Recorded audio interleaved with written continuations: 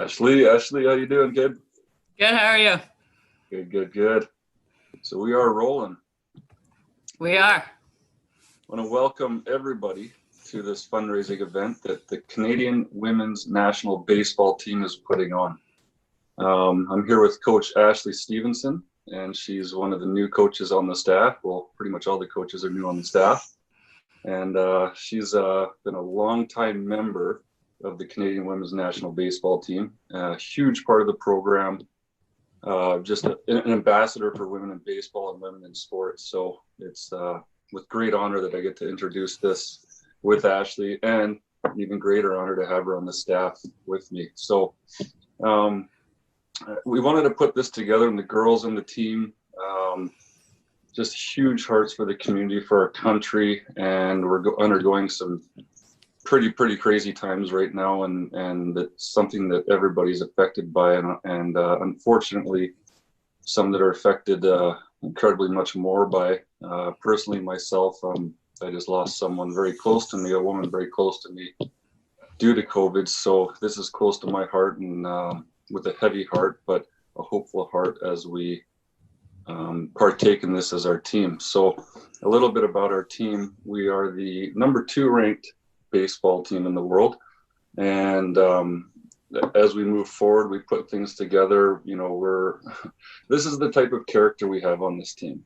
The girls are rallying together, and they take this on, get the amazing people on, which you all are going to see as we go forward. But this is the character, this is the quality of the players we have on this team, and I can't speak highly enough of them. I could talk all day about these girls and the staff we have, but it's just amazing they're doing this for the foundation, and Ashley's going to explain more about that.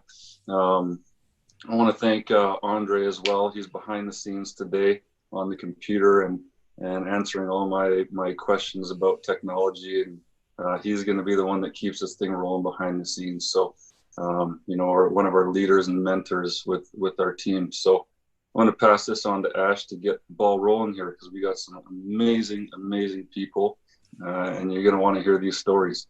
So click on and help this cause and follow us. Thank you, Aaron.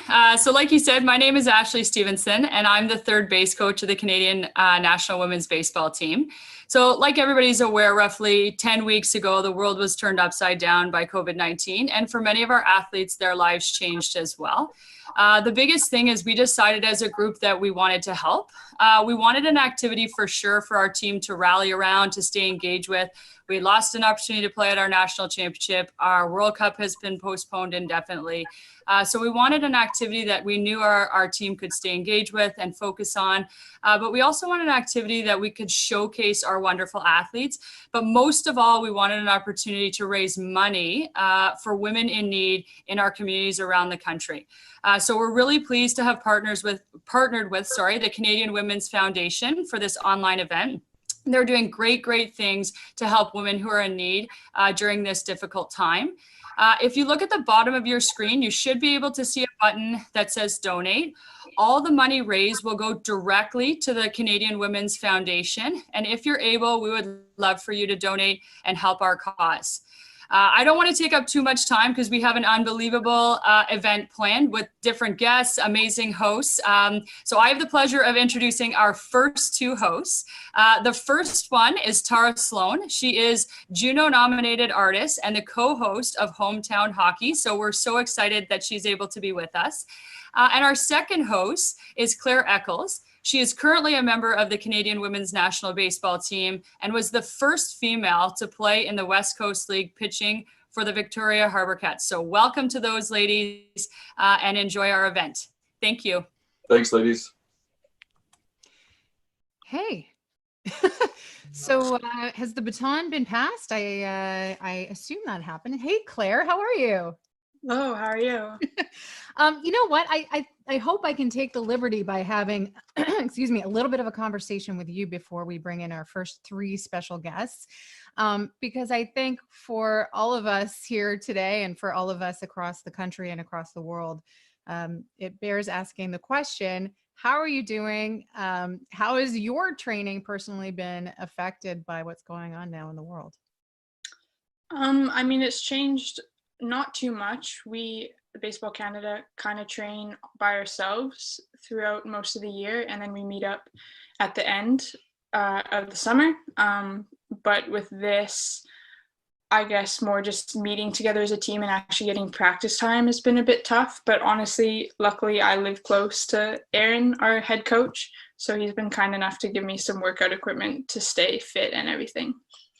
And how about sort of events like this, ways of keeping you guys connected within the community? That's got to be meaningful for you. Yeah, it's huge. I mean, I'm really excited to talk to our first group coming up here. I know one of them pretty well. So honestly, getting everyone together is a pretty exciting thing. Well, it's a real honor for me to be here. I know that my name is not exactly synonymous with baseball or with rugby sevens or with soccer, but I'm a big advocate for women in sport and for women in general, and for the Canadian Women's Foundation. I've done a lot of work with them. So for me, this is a fantastic way to highlight both incredible sport and athletics in this country, and also raise some money. So shall we get started? I'm going to bring in our special guests. I think they're standing by. We have 3 members of Team Canada's Rugby Sevens squad. They're joining us from Vancouver Island today. I expect it's beautiful outside because it's pretty much nonstop gorgeous there. We have Julia Greenshields, Pam Buisa, and Sarah Kaljuvi. Welcome. Ooh. Hey guys. Hello. Hi. Hey, how are you? Good. How are you? I'm okay. You know what? It's I live in Toronto. I'm in my dining room here, and it's been a pretty crap spring, to be crass here. So we actually have an absolutely beautiful day. So I think I'll just sort of go around the horn with all 3 of you, and then I'm going to let Claire take over. But obviously you guys set up for so much success, coming off all your podium finishes, and the expectation was for a medal in Tokyo this summer. So how are you guys faring? And Sarah, we can start with you since you're right there. How are you faring? How are you training? And, how do you weather this kind of disappointment and just keep your eye on the prize moving forward?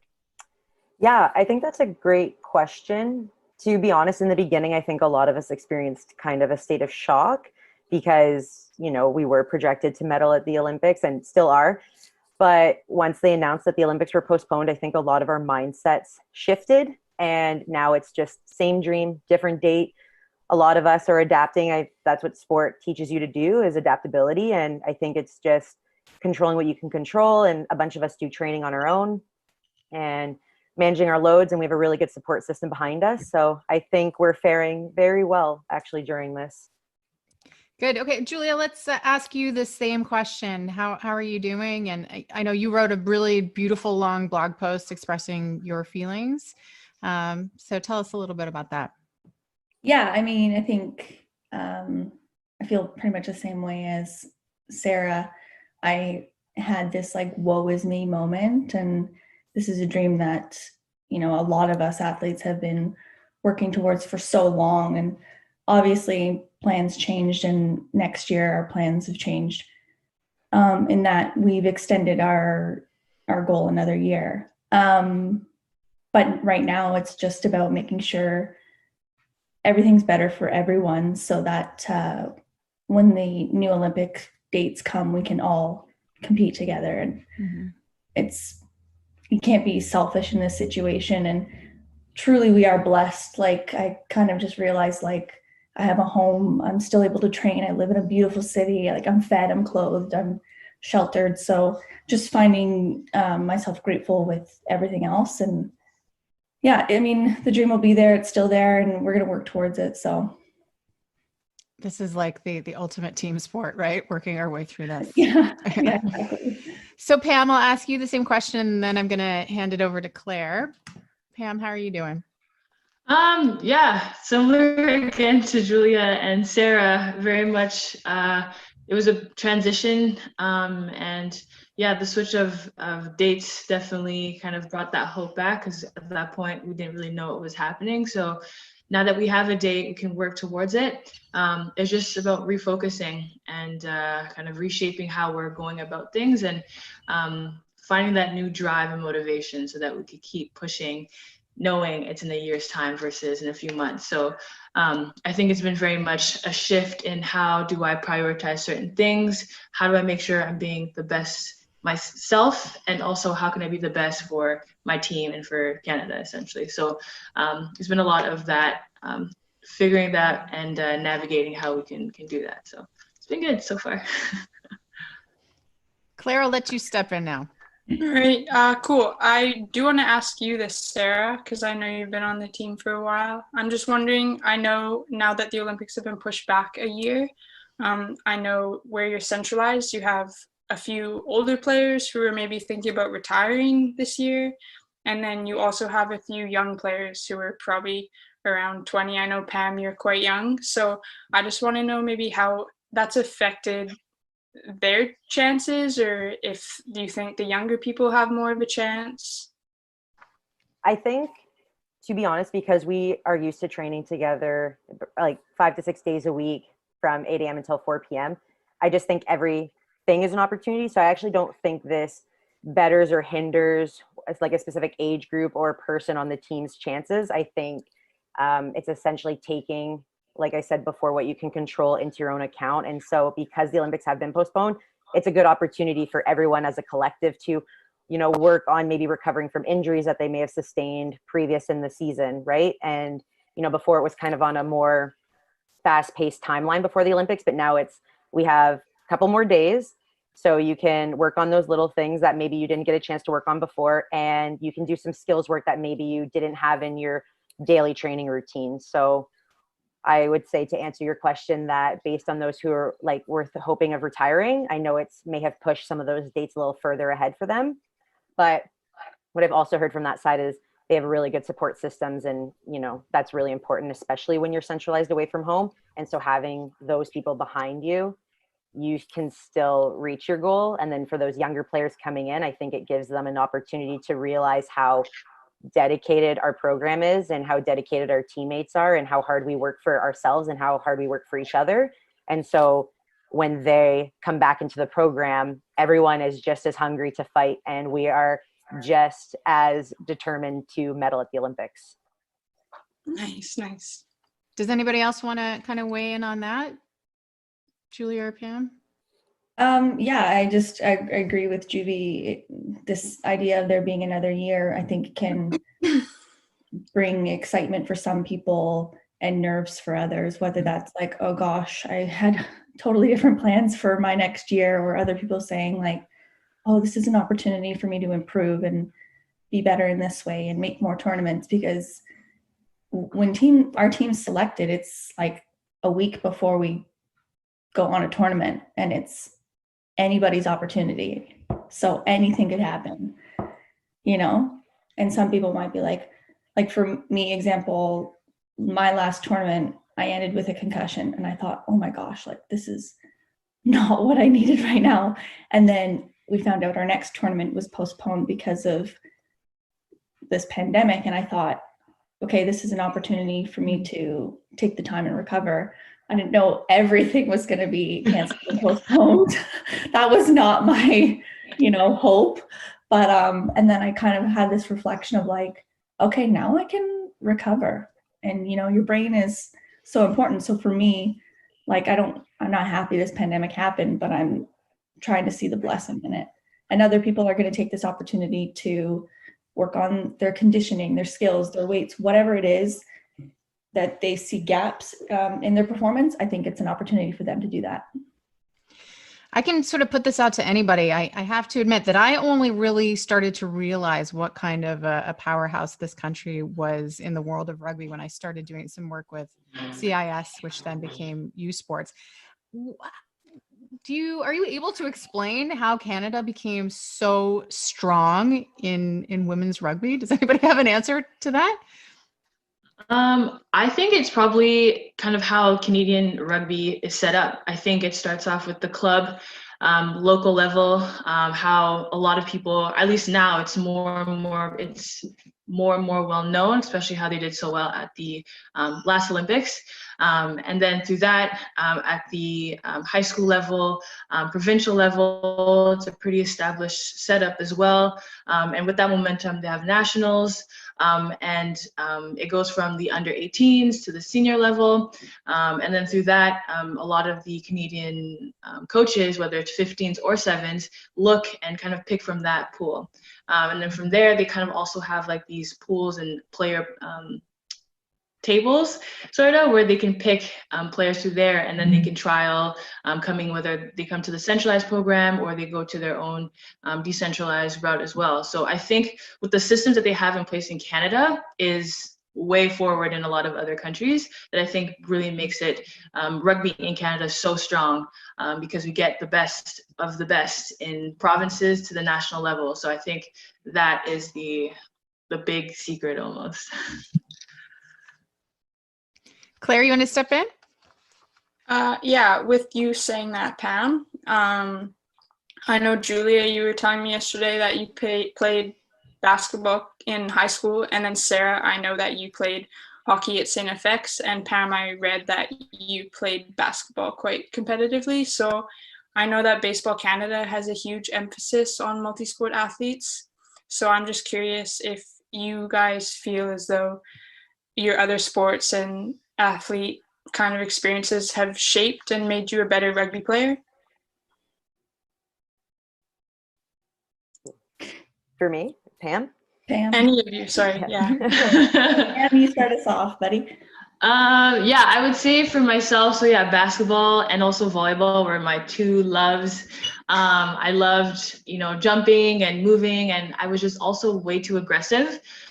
And I got fouled out consistently. And finally, I had a rugby coach that was watching me play basketball after I got fouled out. And he's like, why don't you try a sport where you're allowed to hit people? And basically, I think with rugby, it's such a fast-paced, high-impact, explosive sport that every background sport that you have already really complements what you do on the field. So I think for myself, like basketball, being able to jump and catch the ball in the air and also have good footwork, I think helps us with my style of play, which is a very like contact, direct, catching the ball in the air. So similar things that you need in basketball and volleyball, I try and translate over to rugby. So that's me. Sarah, what about your hockey background for you? Yeah, like I started playing hockey at a really young age, and I think playing a team sport at a really young age, it just really helped with, developing those cues of like working amongst one another, and just, I always felt that I was going to go and like play hockey. And then when I tried rugby in high school, it was just love at, first game. And it's kind of like didn't look back, a little similar story to Pam, I guess, in a sense that like I played boys hockey, but then when I kind of went over to girls hockey, I was always getting penalties. And then my cousins were like, you should probably try rugby. And so like for the contact aspect, it was the transition of going to 15s and then making the pathway through to the 7s program. So I just think the fundamentals of always playing a team sport, I really like that aspect of the game. And then rugby 7s, just, it's such an interesting game. Like it requires so much. It requires endurance, speed, power. And those are assets I really enjoy in the game. And I love the feeling of running out onto the field and, having my teammates like Julie and Pam beside me and knowing that I have their back and they have mine. And yeah, it's just a really good time. Julie, I love the story about your sort of circuitous route to rugby, and it was a school trip that you wanted to take, and you got on the bus, and then the rest is history, right? Yeah, pretty much. It's funny listening to Pam and Julie talk about the sports and stuff they were involved in and how it transfers to rugby. And like I didn't play a lot of sports growing up, and then I played a little bit of basketball, and then it was like my friend's older sister had mentioned a trip to North Carolina. And for whatever reason, I thought that would be awesome to go to North Carolina. If you haven't been, nothing exciting there. I'll let you know that now. But, 15, 16-year-old Julia was like, North Carolina, let's go. And my friend's older sister was like, well, you have to play rugby. And I was like, what is rugby? Sign me up. I borrowed someone's cleats, made like a mouth guard with, the boiling water that cost like $2.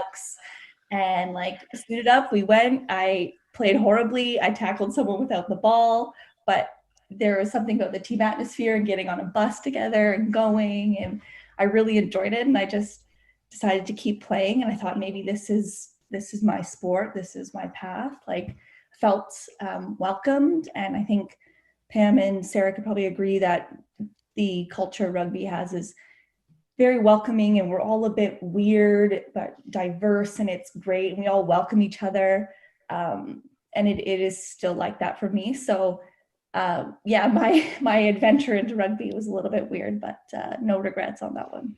I also loved, and anybody who's watching out there should reference your website, because you're a beautiful writer, and you express your thoughts really in a lovely way.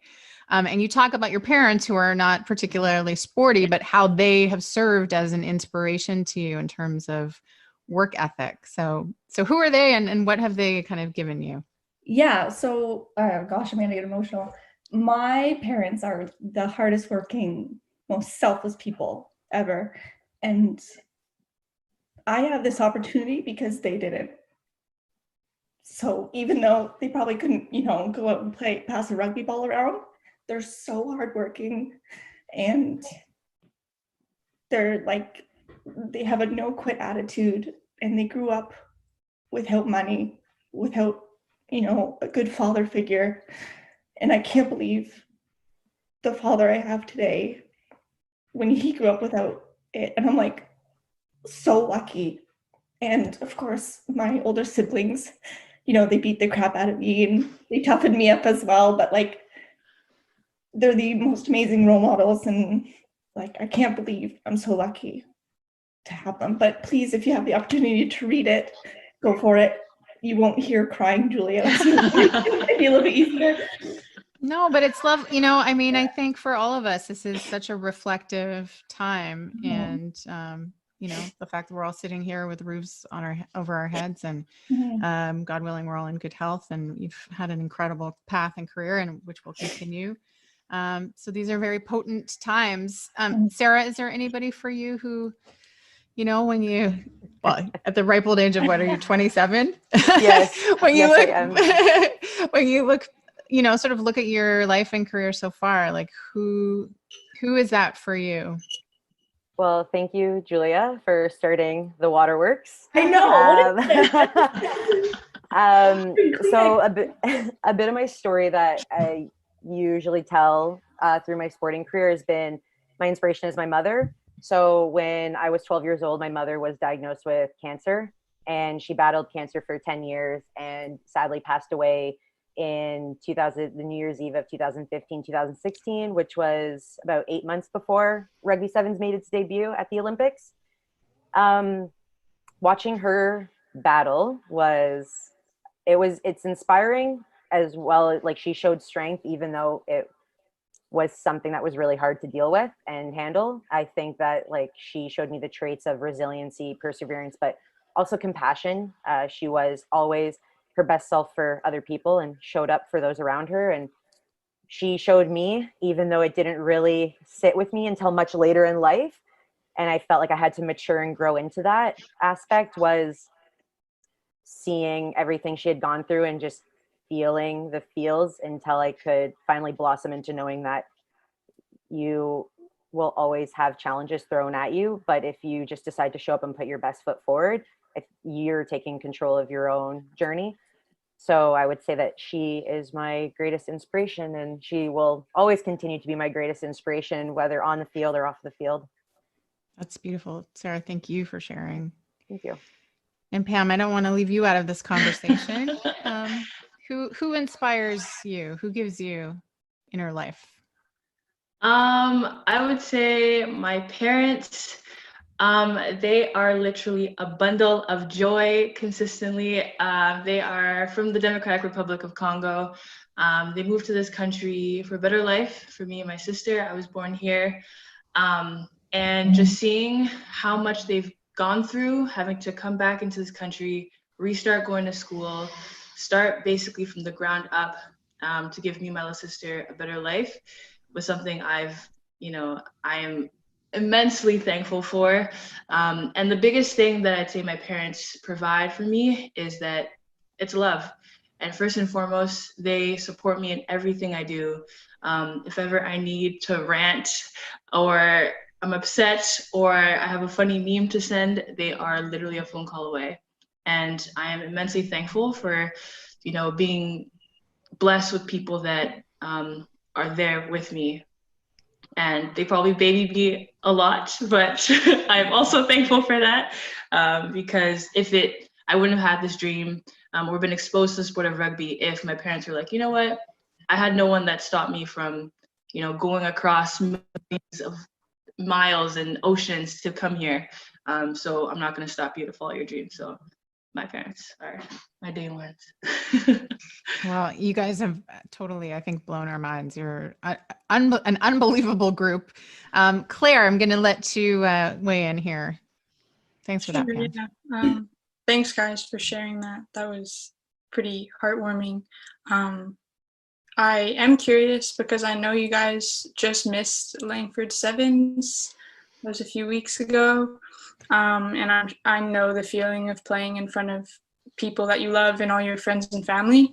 So I'm just curious, besides Langford Sevens, if there's any places that really stand out to you. I know you've traveled the world. Julia, do you want to start your favorite place to play?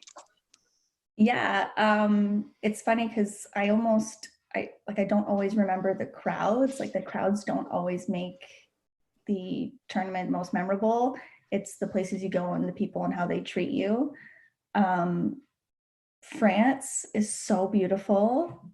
We were in Biarritz last year, right on the water, and it was gorgeous. It was like, I couldn't believe where we were.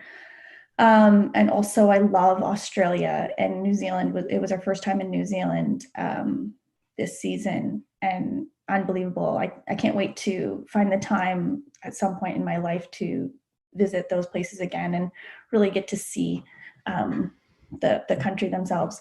But yeah, I can't even pick one. I've just named three. So yeah, Biarritz, France, Australia, New Zealand. Nice. What about you, Sarah?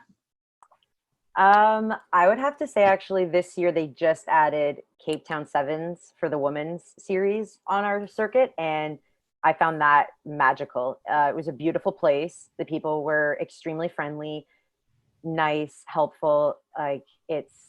We went up to Table Mountain. We ended up having a day off before we usually play, and we, as a team, went up to Table Mountain and got spectacular views of the entire city. And like Julia said about the crowds, like, usually you don't notice the crowds because you're pretty, as an athlete, everyone is you're dialed in, you're focused. But like, playing on that field in front of that crowd was something special for sure. And we walked away with a bronze medal that tournament, and it was definitely one of the favorites for sure. Yeah, I mean, I've never been, but it sounds amazing. And I saw your Instagram posts, so. It was good. And Pam, what about you? Yeah, I'd have to agree with Sarah. That was a very, very happy moment for me. My parents, before they moved to Canada, actually lived in South Africa for 5 years before. It was my first time going to Africa. So it felt as though I was home, and I've never been there before. I really felt like I connected with my roots and being in Africa and seeing all the beautiful, Table Mountain, the diversity, the language. It was absolutely amazing. And again, with like how Sarah said, when we went into that stadium, you're focused and dialed in, but just running out and seeing people just cheering for the joy of rugby and just so happy was unbelievable. So definitely Cape Town was a tournament to remember for sure. Pam, are you still working on your Vancouver Island Steps Up initiative? Yeah, so basically in the 3 weeks time, we fundraised $15,000 towards helping people that have been disproportionately affected by the pandemic.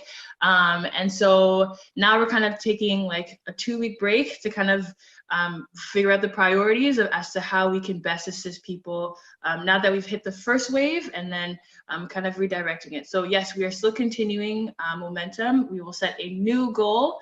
And yeah, it's just so great to see how many people are so excited about helping in this such uncertain time. So super excited about what's happened and what's to come too. I also read that you're a bit of a karaoke star. So I want to know, can you talk about lighter times?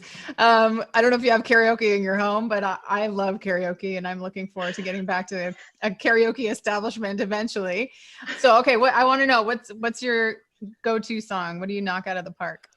I like the song "Crazy" by Gnarls Barkley. Ah, good. That's like my go-to song. There's this app called Smule. And basically like sing, you could like, and you could be the worst singer or the best, but it's such a like warm community that like, hey, as long as you're having a good time. Yeah. So we can look for your account there on Smule? You can. It's called the I can't wait. I didn't know this existed. it's called Sang Child. And yeah, you'll catch me singing there. All right. Or so she'll just send you them. She'll just send you all of her karaoke songs.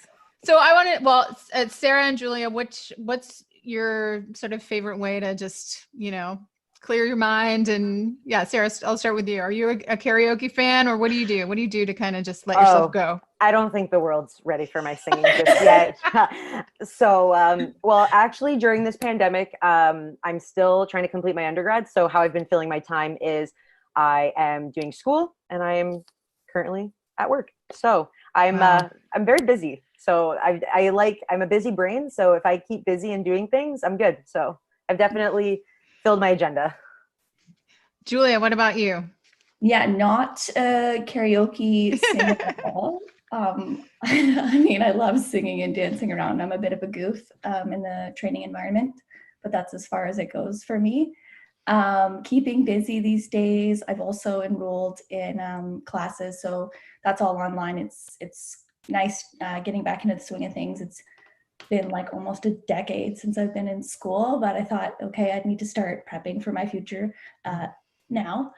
And also I do have a roommate who does not play rugby, so she's kind of my escape when I get home from training every day. And I've also been forcing myself to fall in love with hiking. So I've just been hiking a lot around Victoria. I used to just hate it. It was just like, why am I working so hard?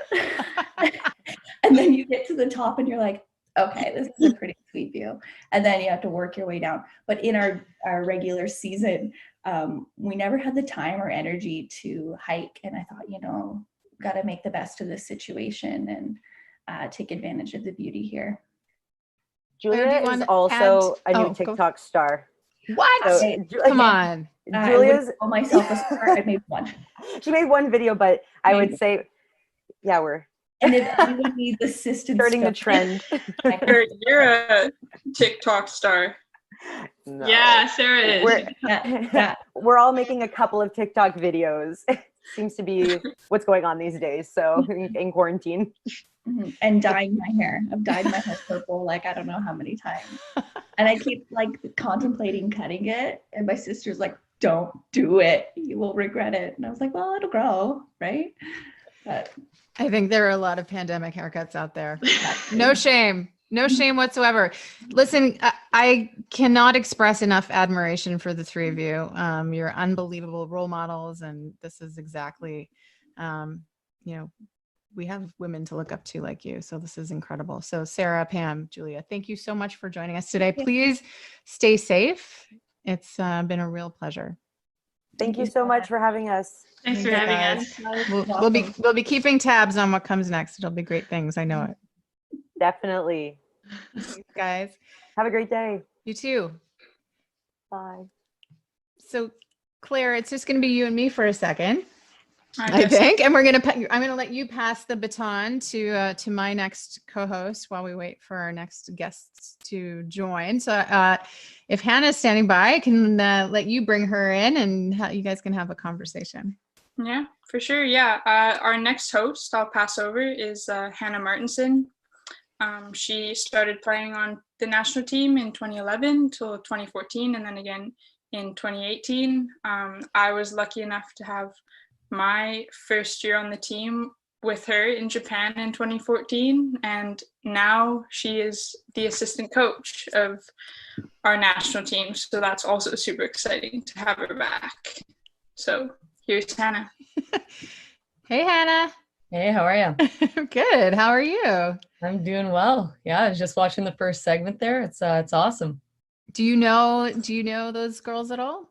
I don't know them personally. I've heard the names tossed around through Claire, but cool to see their experience. I've heard they have a really great team. So, and I mean, Olympics is always exciting. So hopefully they can kind of bounce back for next year.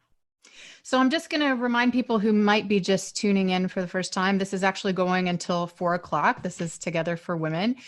This is all in support of the Canadian Women's Foundation. They fund programs all across this country. And in particular now, the COVID-19 pandemic is having an unprecedented impact on vulnerable women.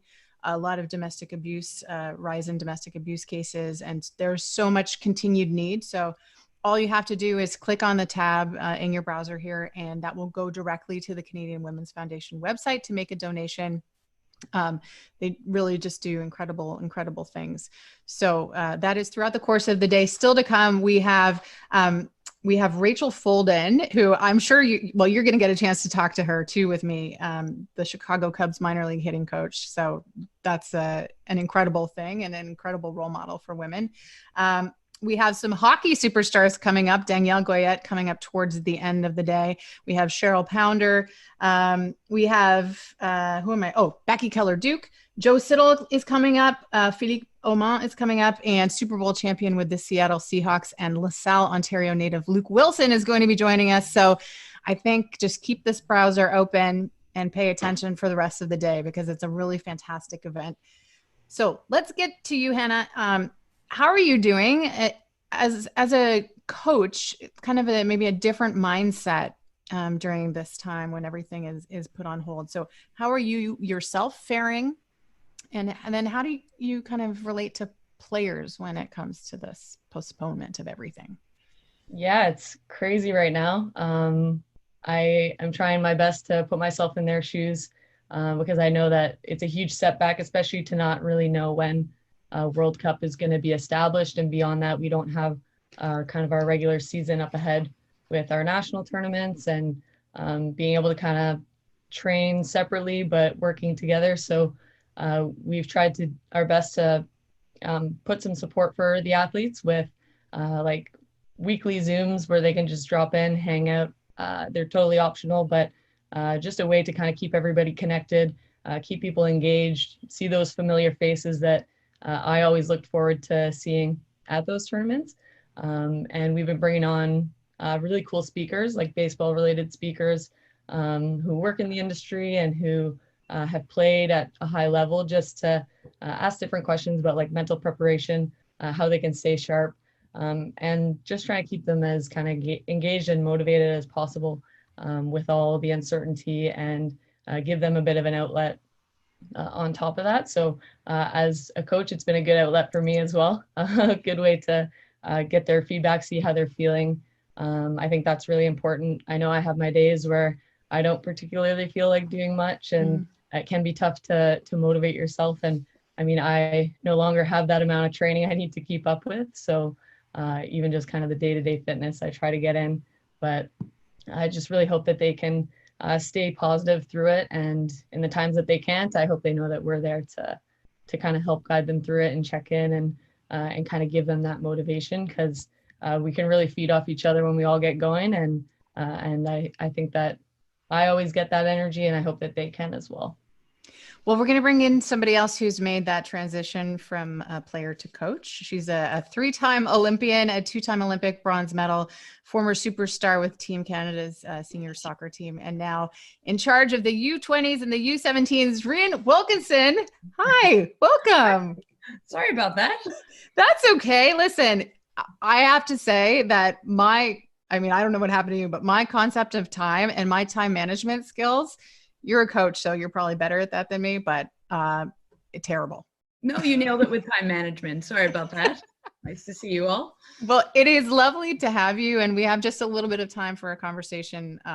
Lots to get to, but I think we should start by asking you how you're doing, how you're keeping up. I'll ask the same question I just asked Hannah. In the coaching world now, how are you relating to your players? Well, I think we've done a really good job with making sure that we're recognizing this is not a normal time. This is a pandemic. We've done a lot of work with the sports science part of things and made Zoom workouts together. So 4 times a week, we're connecting with just basic fitness. So it's not soccer. It's really a time to connect, but away from the game. It's just a workout, but not soccer related, because they miss it. We don't want to sort of make it feel even worse or feel like they are getting behind on things. It's an abnormal time for everyone. Hannah, you want to jump in? Yeah, I think that that's great. You're doing like the online workouts, and I know soccer is pretty conditioning heavy from my friends that I know who have participated at somewhat of a high level. How else are you guys like staying engaged? Do you find that it's been a tough transition for a lot of the athletes? Are they being open about it, or how are spirits? Yeah, it's a great question. And, I think when it all first started going down, I know like baseball did that, did the film where everyone was involved. Like there were people just getting on the social media, like, how can we connect? And then it sort of petered out, and like people were recognizing, okay, this is going to take a little bit longer than we thought, or there's just so much unknown. We want answers, but it's impossible to get them. So what we've done is just making sure that they know that they can connect with us. Zoom meetings galore. Everyone is on a Zoom meeting. We almost filled up everyone's schedule because we were worried about them being lonely, but we were actually taking away their time to just relax and like, let's use this time that we just haven't had as professional athletes for a long time to be the partners we want to be, the aunties in my case that I want to be, like getting almost not ahead with work, but allowing ourselves and the players time to reflect and to be the types of well-rounded people I think we always want to be, but can't be, because as we know, to be professional athletes, to be Olympians, we do not have balance. We're always trying to correct it. We always are aware of it, but we don't live balanced lives. And this is a time that I hope our athletes, and I know our coaches are doing our best to feel a little bit more like fully formed humans. That's a really interesting point. Do you think that there's any, I think there'll be some global and universal lessons that come out of this thing, I hope. But specifically in your world where, when it comes back, you guys are going to be full tilt, heading towards international competitions. Are there lessons to that end that can be pulled from this time? I'm sure when we look back, we will recognize there were some major lessons. I had a coach who said, the only people who have the privilege of wearing the maple leaf are the military to protect us and our athletes to inspire us. And that really hit home for me when I was a player. And I do think that our athletes here in Canada have done a wonderful job in leading by example and speaking up openly and honestly about what it's like to go past a park and seeing people not socially distancing, playing baseball, soccer. They're not doing what is being asked of them when our athletes are sitting at home so frustrated because they want to be training, and with the Olympics right around the corner, it makes it even harder. But the lessons learned, we will see, because so much is going on every day, but I know there will be a lot of them, and I look forward to knowing what they are. Mm-hmm. Yeah, it'll be nice to see this all in retrospect, won't it? Yes, and what that looks like, and the Olympics being pushed back a year. Again, so proud to be Canadian, to know that we were probably the first country that said, look, we're out, because we cannot guarantee that our athletes can train in a way that they are safe and staying healthy. And even now with it, next summer, it's this idea that sports are important. I do not think we should diminish what it is we do, but there's a lot of other things going on right now, and how we find that balance to be the daughters, sisters, mothers that we want to be, or and on the men's side, of course, the same thing, while still being professional athletes. It's going to be fun to look into. Hannah? Yeah, I guess, have you found that anything from your playing career, like, do you find that that's helping you to be more resilient, like, throughout this time? And for your players as well, do you think there are transferable skills that they can be leveraging to kind of stay disciplined and motivated? Oh, what a good question. I think I was always terrified to be home for an extended period of time, because I never was.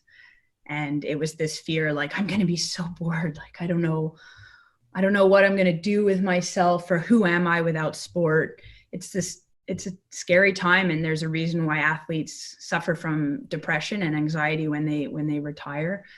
What I found is a beautiful thing, which is, I'm more than just my sport. And I think that's the message I try and talk to my athletes about is like, definitely we're all available if you need us. But it's an introspective time. Who are you without that sport?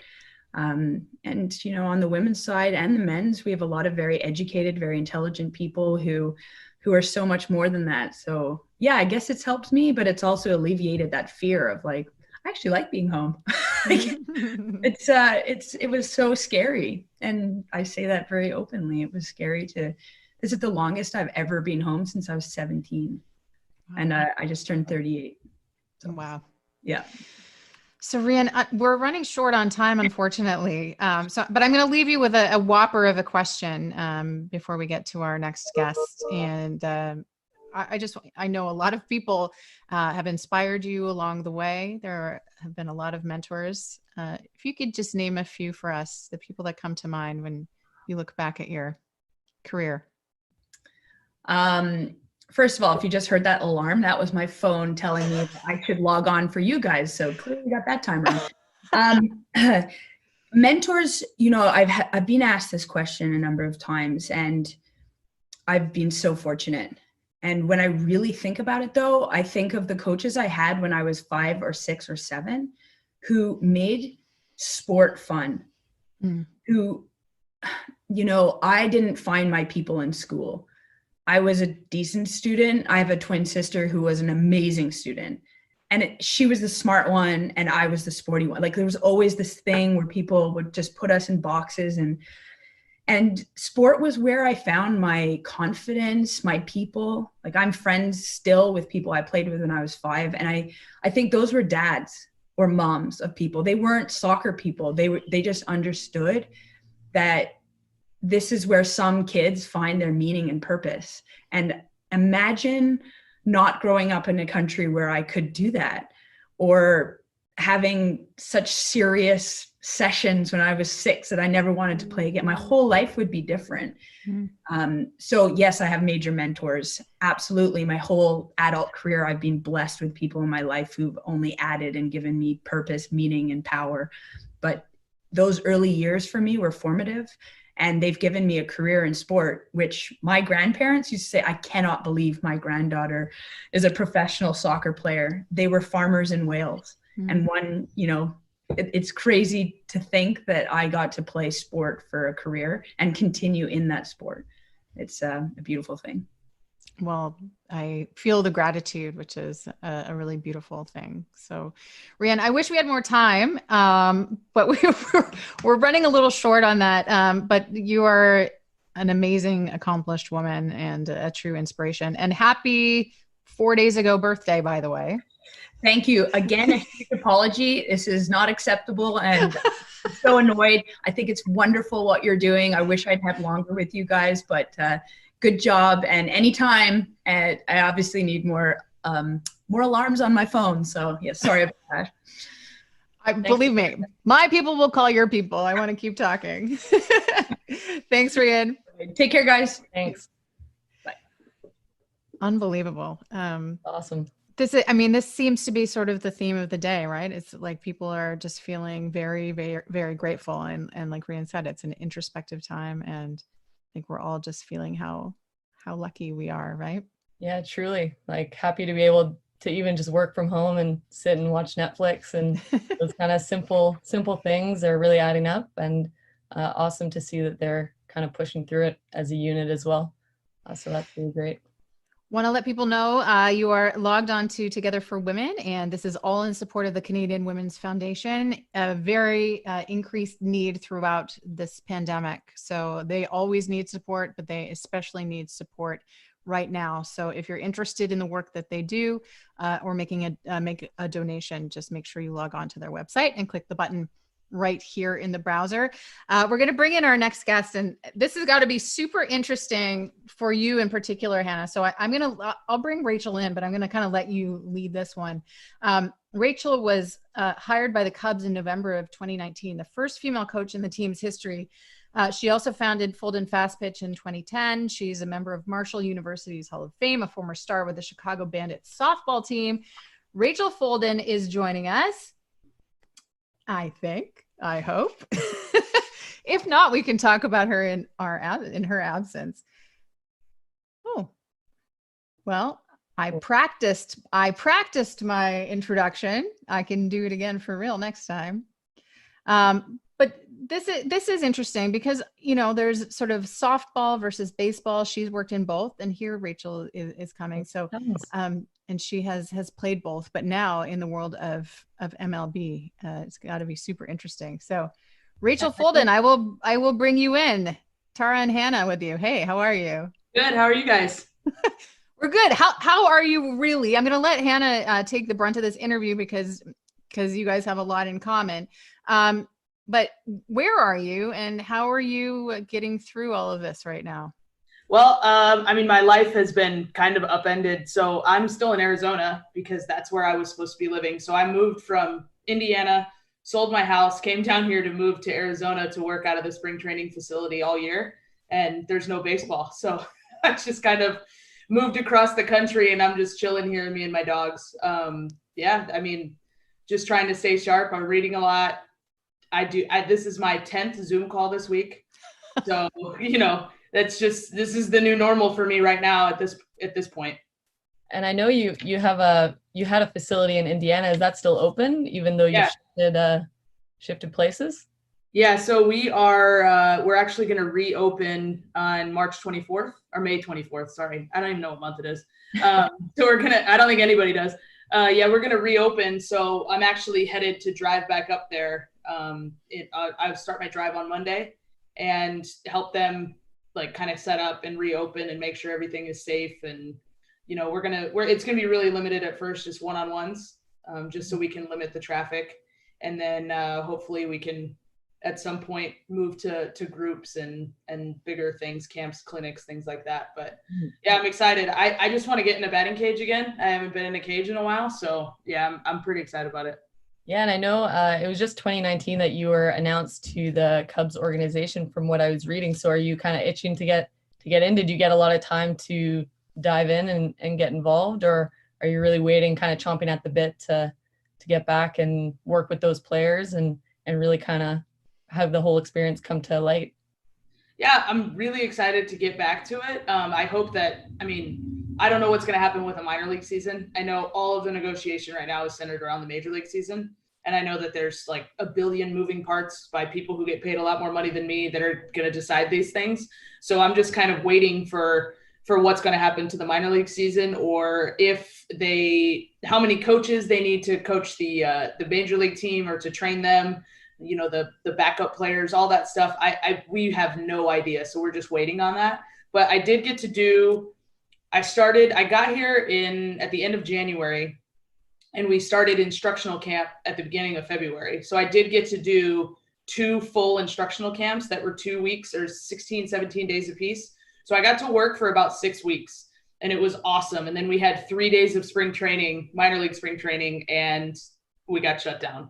So major league spring training had already been going. They played a couple games, but we had 3 days of minor league spring training, and then we got shut down. So yeah, I feel like I joke with people about this because this is, like a dream job for me. So it's like if I was a backup quarterback to Tom Brady, and then he finally goes to another team and I finally get my chance to play, and then the season just gets cut short, and you're just like, dang it, like I waited all this time for a job like this. So it's a little frustrating, but the Cubs do a really good job of keeping us in touch with each other. We have a hitting department Zoom call every Friday that we do, and the Cubs are like the most transparent organization in the world, so they keep us updated.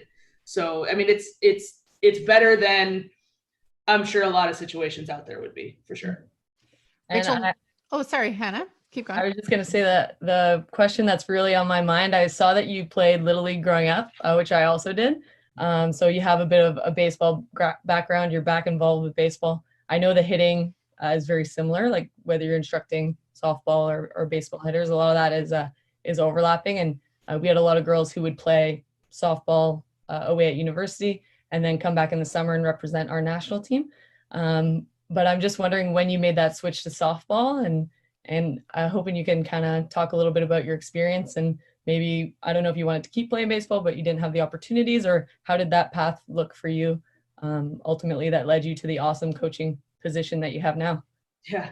Well, baseball, I tell everybody, baseball was my first love. That was the sport that I fell in love with. My dad's a big baseball fan. My brother's a big baseball fan.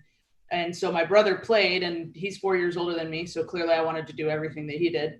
So we played, that's all we did all summer, is we would wake up and we would go outside, and we had like a chalk strike zone on our garage door, and we would just play baseball. We would throw tennis balls at each other and just go to war for like 6 hours, and then come inside and eat dinner, go to sleep, and then do it the next day.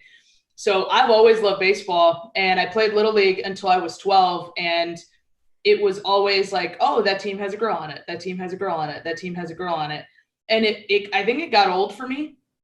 And at that point I had, I started to play basketball. I had played basketball like pretty much my whole life, but basketball was my best sport at that point. So I'm 5'4", so I've been the same size since I was like in 6th grade. So at one point I was a really good basketball player. And then, if you're going to be this short, you have to have like super speed, which I just don't have. So at that time, like when I was like 12, 13 years old, basketball was by far my best sport. And I played a lot of sports growing up, but I just decided to focus full-time on basketball, and I didn't want to play baseball anymore. Softball wasn't even on my radar. I thought it was the dumbest sport in the world.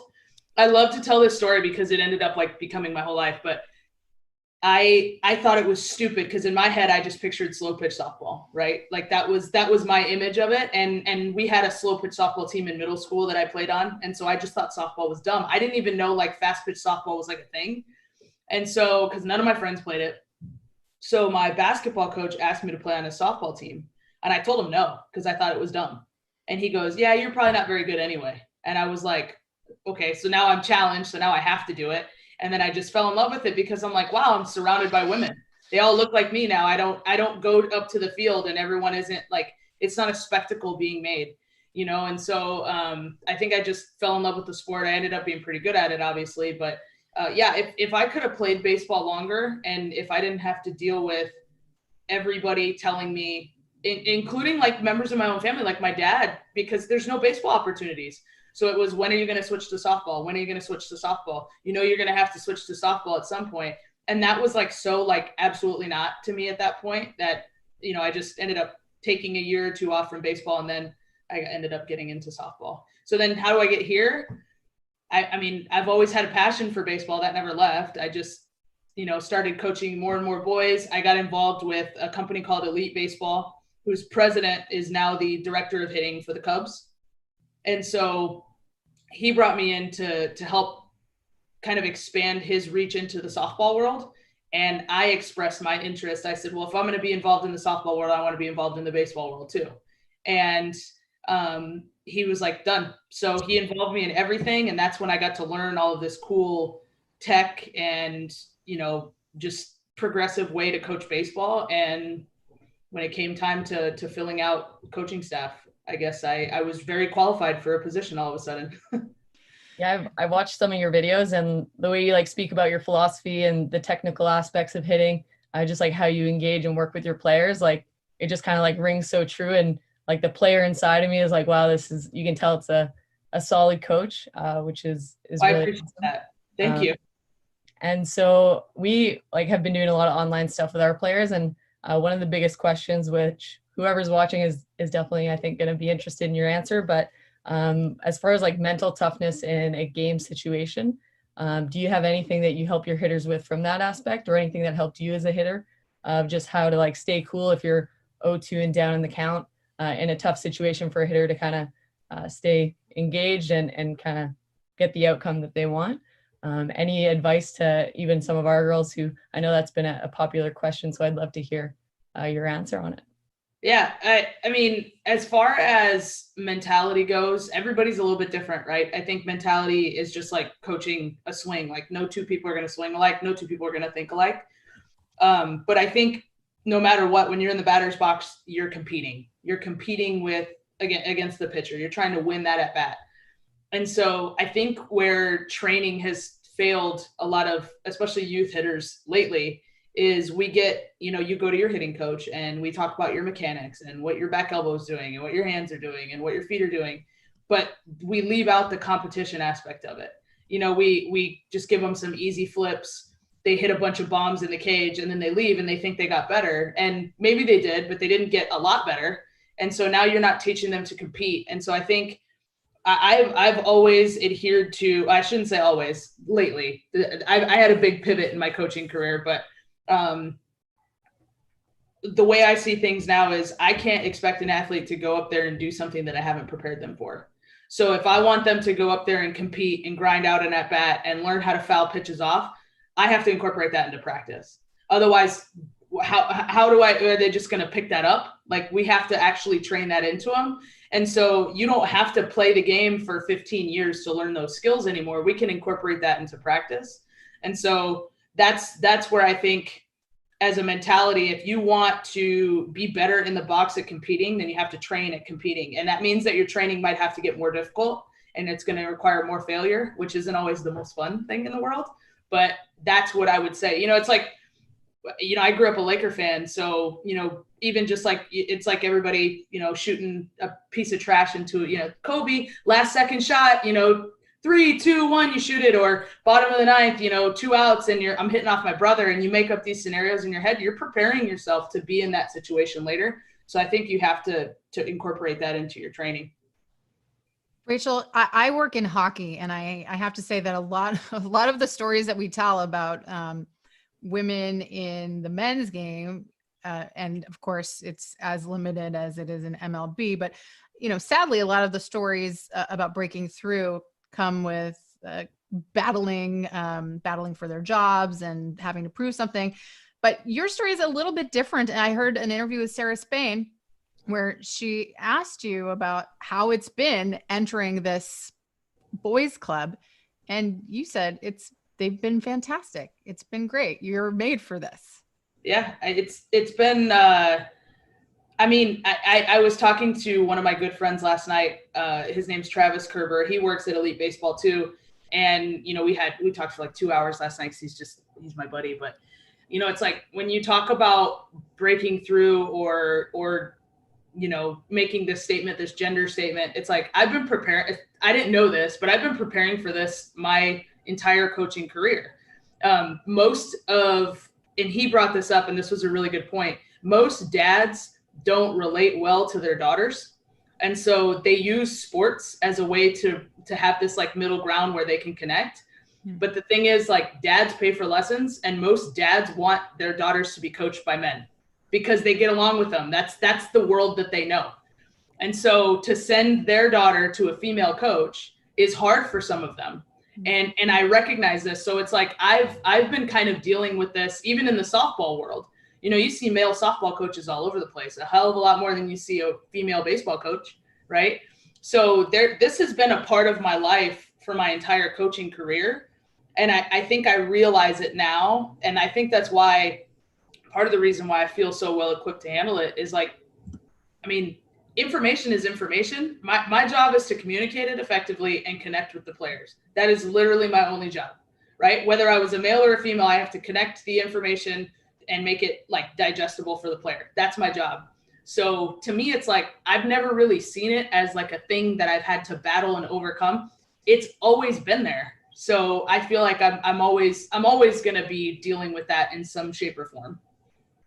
But you said they've been welcoming. You haven't felt different, which is impressive. Players don't care. Yeah. Players don't care. I find that, you know, I coach a lot of youth players. Baseball is a little different because they're all adults, but you know, like I coach a lot of youth players.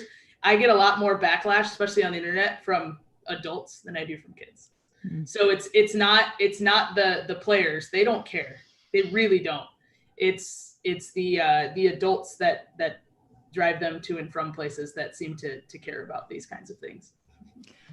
Rachel, stay safe, and I hope your career resumes as quickly as possible. You're doing amazing things. I want to thank you so much for joining us today. Be healthy. Yes, you too. Stay safe. Thanks. You too. And I could feel your curiosity just in full effect. I know you want we should take you guys offline, but unfortunately we are running out of time for this. But the day continues, so we are heading into our 2:00 hour. So I'm going to pass the baton to an incredible multi-sport athlete, Ashley Stevenson, who's going to take the helm. Ashley, are you hanging out?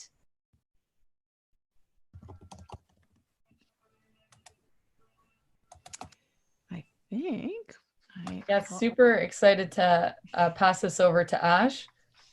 She's been a part of the national team was on the national team for 15 years and is just an icon for baseball and women in Canada. I've had the honor of playing alongside her and she's been a mentor for me for a very long time. Super excited now to be coaching with her and really excited to see what comes in the months ahead of us. So I'll pass it over to you, Ash. Awesome. Thank you very much. Thank you. I'm really excited to be here for the next hour. I want to thank Tareq Sloane. She's amazing, has done an awesome job. We're really lucky to have her on for an hour with us to kind of get us kick-started. Lots of us are rookies at this. She's a pro, so she did an excellent job. Thank you to our guests, our rugby guests. Sarah, she was outstanding. Julia and Pam, they had some great stories. Rann, obviously, really well-spoken, great ambassador for women in sports. And then Rachel leading the way with a lot of different, different stories and different opportunities that are available for women in sport that maybe not everybody sees every day. But we're going to move on to the second half of our feature. And I'm really happy about this because we got started on this event in order to give our team, a profile and a way to represent our excellent and unbelievable athletes. And also, put our girls in a position that they can be successful and we can have a way where we know we can help community members. So I have 5 really impressive guests, 4 of which are with our national program. And one has been an umpire for many, many years, is a great ambassador for women's baseball in an avenue that's different from a player or a coach. So I'll introduce them as they're coming in. So Amanda Asay, a former teammate of mine, a good buddy of mine. She's a 15-year member of the Canadian national women's team. And last year was the recipient of the Leadership Award. Kelsey Lawler is also joining us. She was our MVP last year at the World Cup qualifier and has been with our program for 6 years. Ellie Jesperson was only in her first year last year, but made huge strides and was an excellent player for us. She was awarded the Futures Award. Nicole Luchansky, just simply known as the Legend, just a fantastic ambassador for the women's program, was a pillar on the team for 13 years. And was the recipient of the Special Recognition Award. And then, of course, Lisa Turbot, she began umpiring when she was only 11 years old. She's been umpiring for only 40 years. I don't mind throwing those numbers out there because she gave them to me, so she can't be upset that I said them.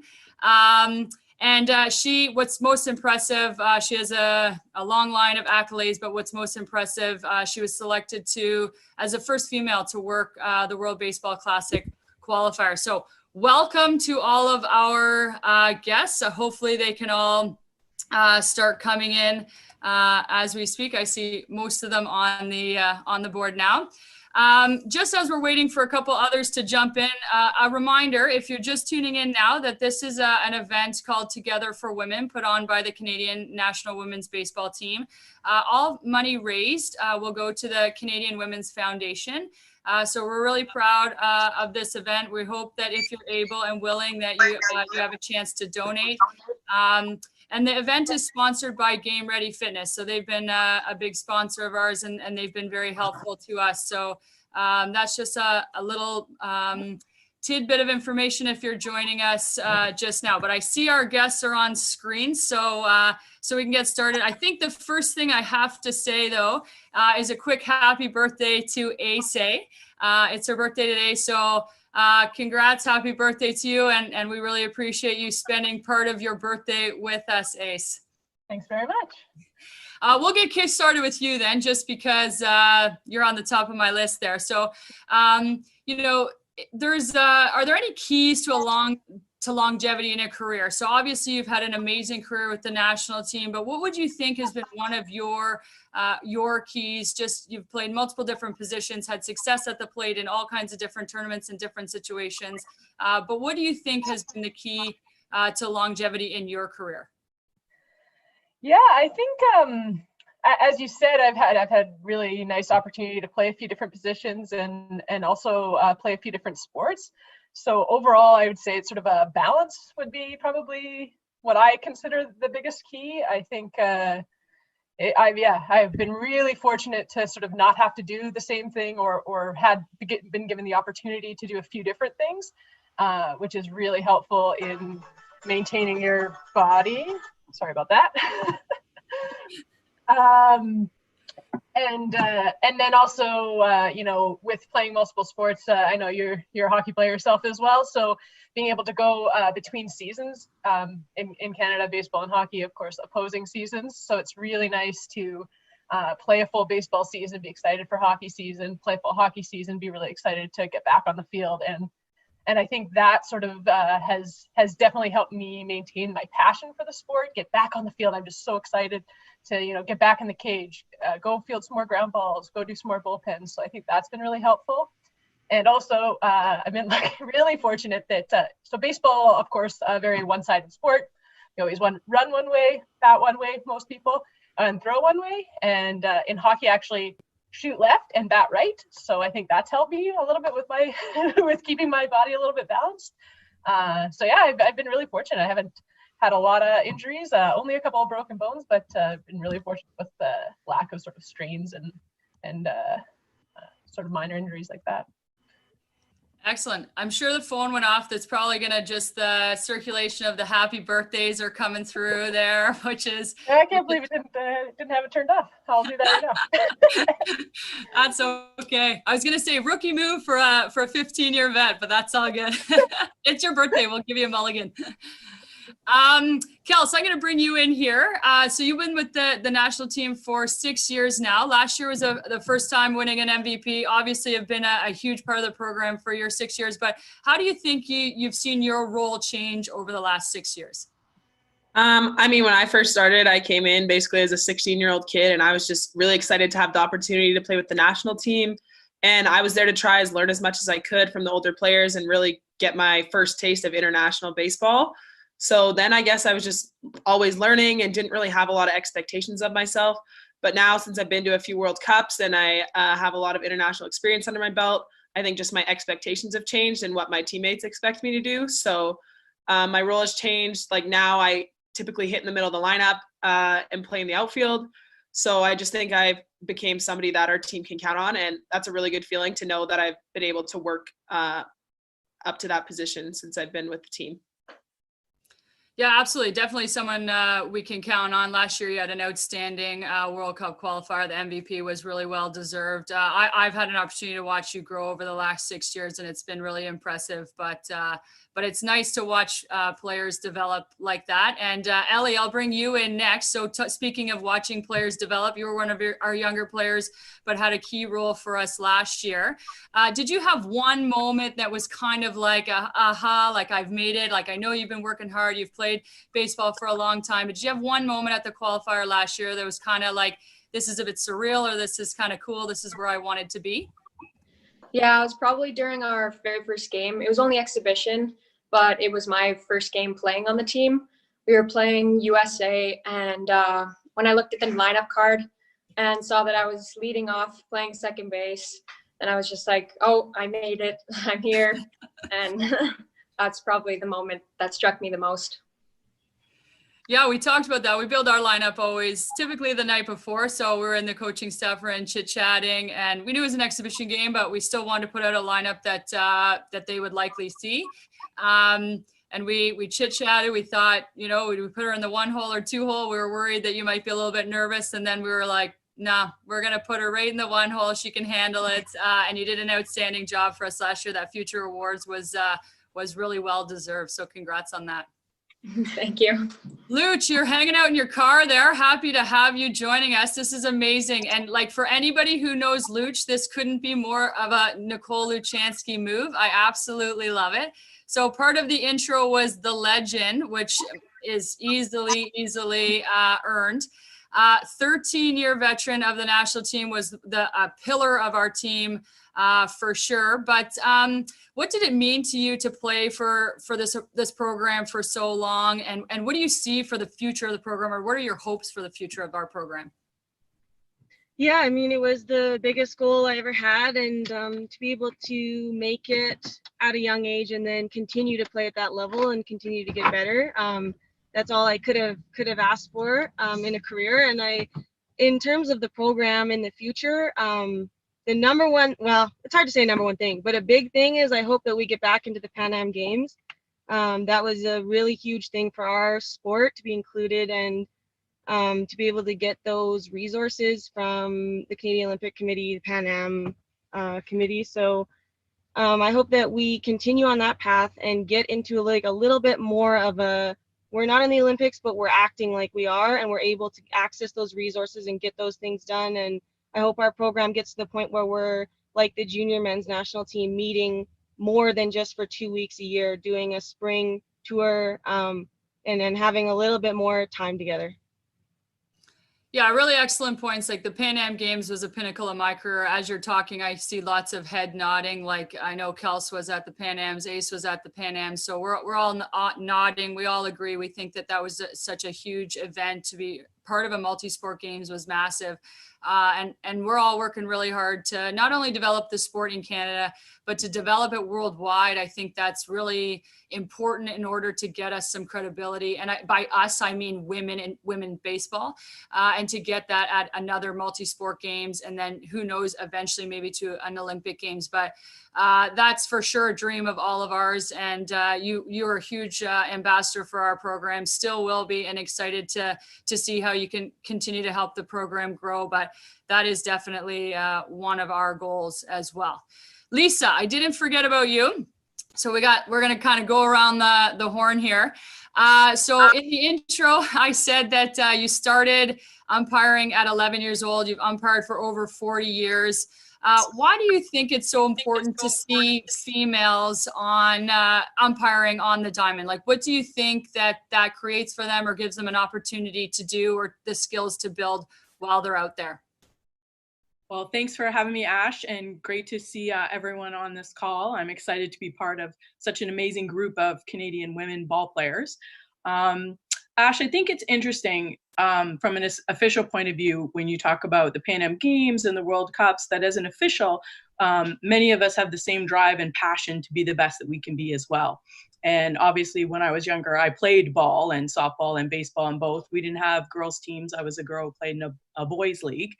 And I think that the narrative is changing. And I think when people, not just young girls, see girl players, coaches who are women, people in positions of leadership that are women, umpires who are women, supervisors and directors who are women, not only do they see that that's something that they can be, but it also shows the people around them that they can be that. So for example, if a young girl is watching you guys play ball and watching a woman umpire, that girl is going to believe that she can play.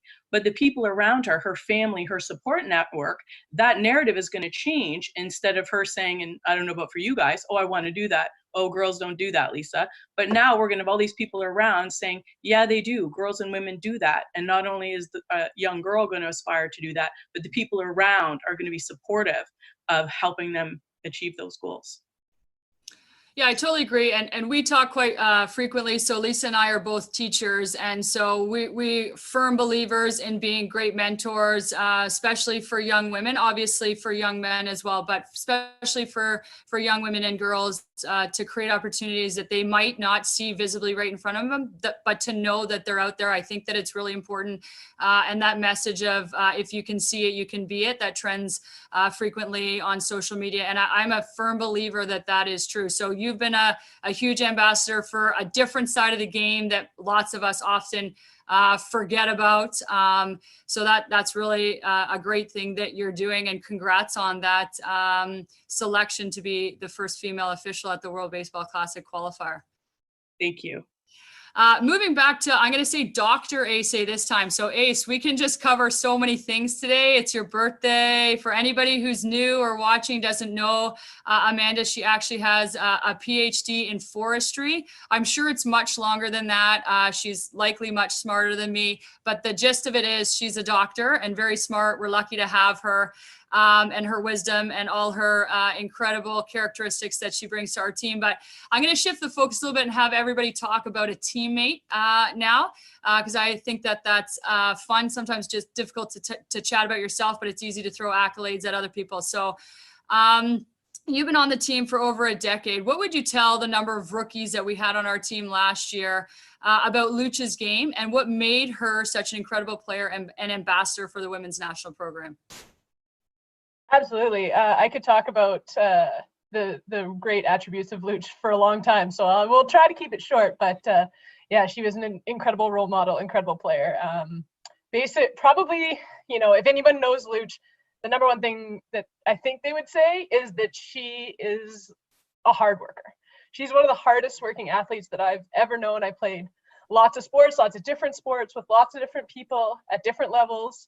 And male or female, I think one of the hardest workers I've ever met, that I've at least ever played with. Like incredible athlete, and also never sort of accepted that this was the level she could get to. She always wanted to be here or here or here, and so it was just incredible to see that drive, that passion to get better year after year after year, and it was definitely something to witness, to be a part of. I always admired that about her, for sure.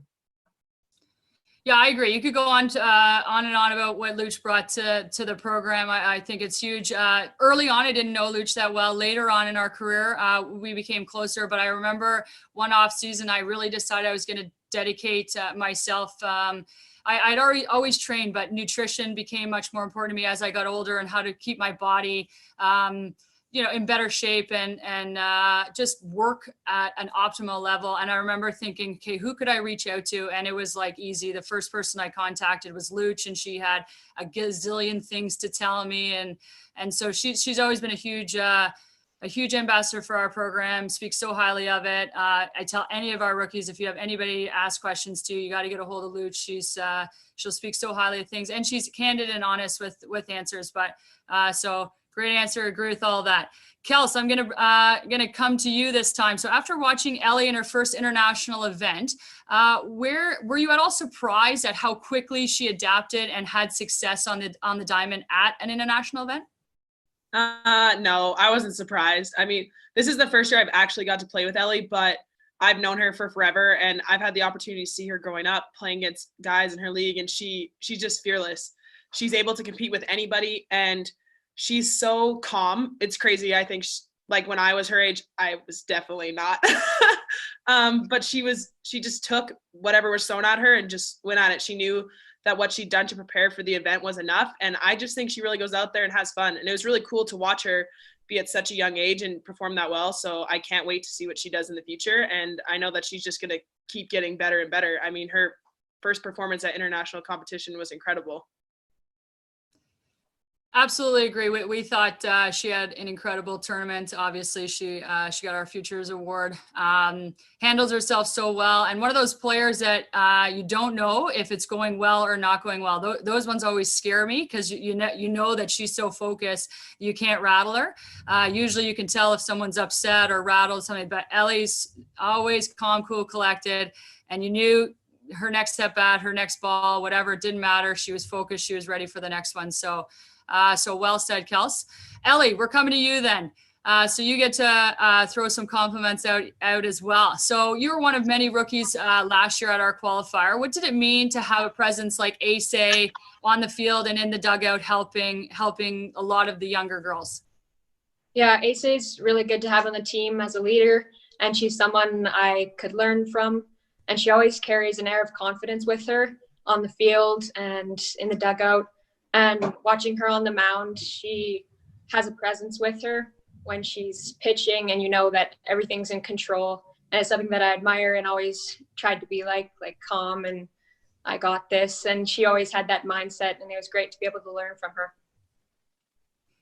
Yeah, I agree. One of the best things I like about Ace too is a competitor. You know, every single time she goes out there, you're getting the best she's got and nothing else. But I totally agree.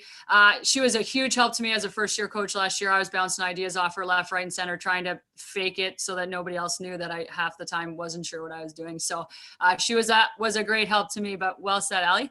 Luch, coming back to you. So you played on Team Alberta and Team Canada with Lols. You were able to watch her game develop, and she talked a little bit about how her role has changed. But what impresses you so much about her game? Well, I think she sort of touched on it.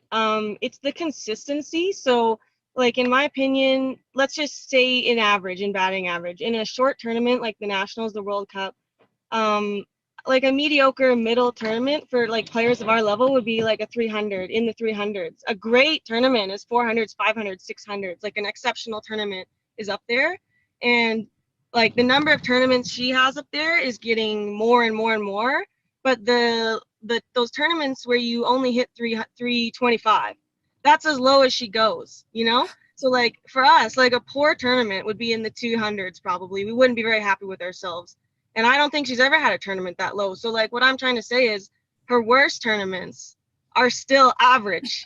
She doesn't go below average. So if she has a tournament where she thinks she didn't do her best, it's still good enough to carry our team and be consistent. You never really see her drop into that like, oh, I'm in a real slump.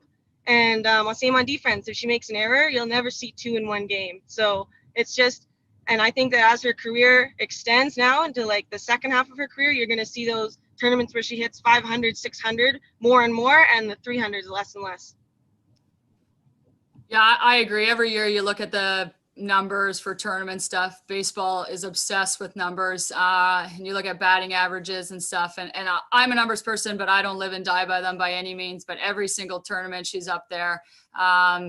In an international play and extra innings and stuff, when you get a chance to set your lineup or stack your lineup how you want it, she's always going to be right there for us. That's who we want at the plate. So really well said. Totally agree. So we only have about roughly 4 or 5 minutes left. So I'm going to ask a couple more questions. I'm going to come to you, Lisa, for one more, and then we're going to finish with the birthday girl.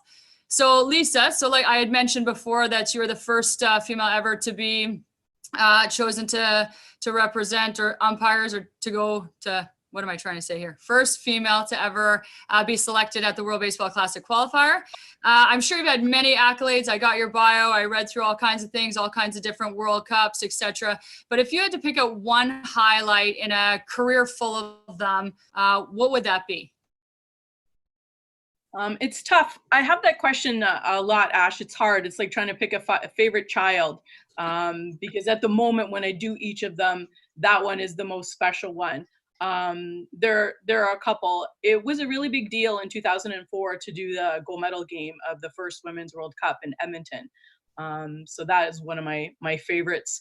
I've done a number of gold medal and championship games in Baseball Canada as well. And each one in the moment is special. So it's hard sometimes to pick just one. Yeah, I agree. People ask us all the time, what's your highlight? I guess the Pan Ams could be a highlight because it was a multi-sport event. But if you pick up the World Cups, they're so hard to choose from. You learn so many things, have so many different memories from each one. So I agree, but I was just hoping for maybe you had some crazy story that one stuck out more than another. Okay, Ace, back to you. So 15 years on the national team, all kinds of memories. I know I have lots of stories and we could go on and on. We could fill 3 hours, just the two of us. But it's the same question to you.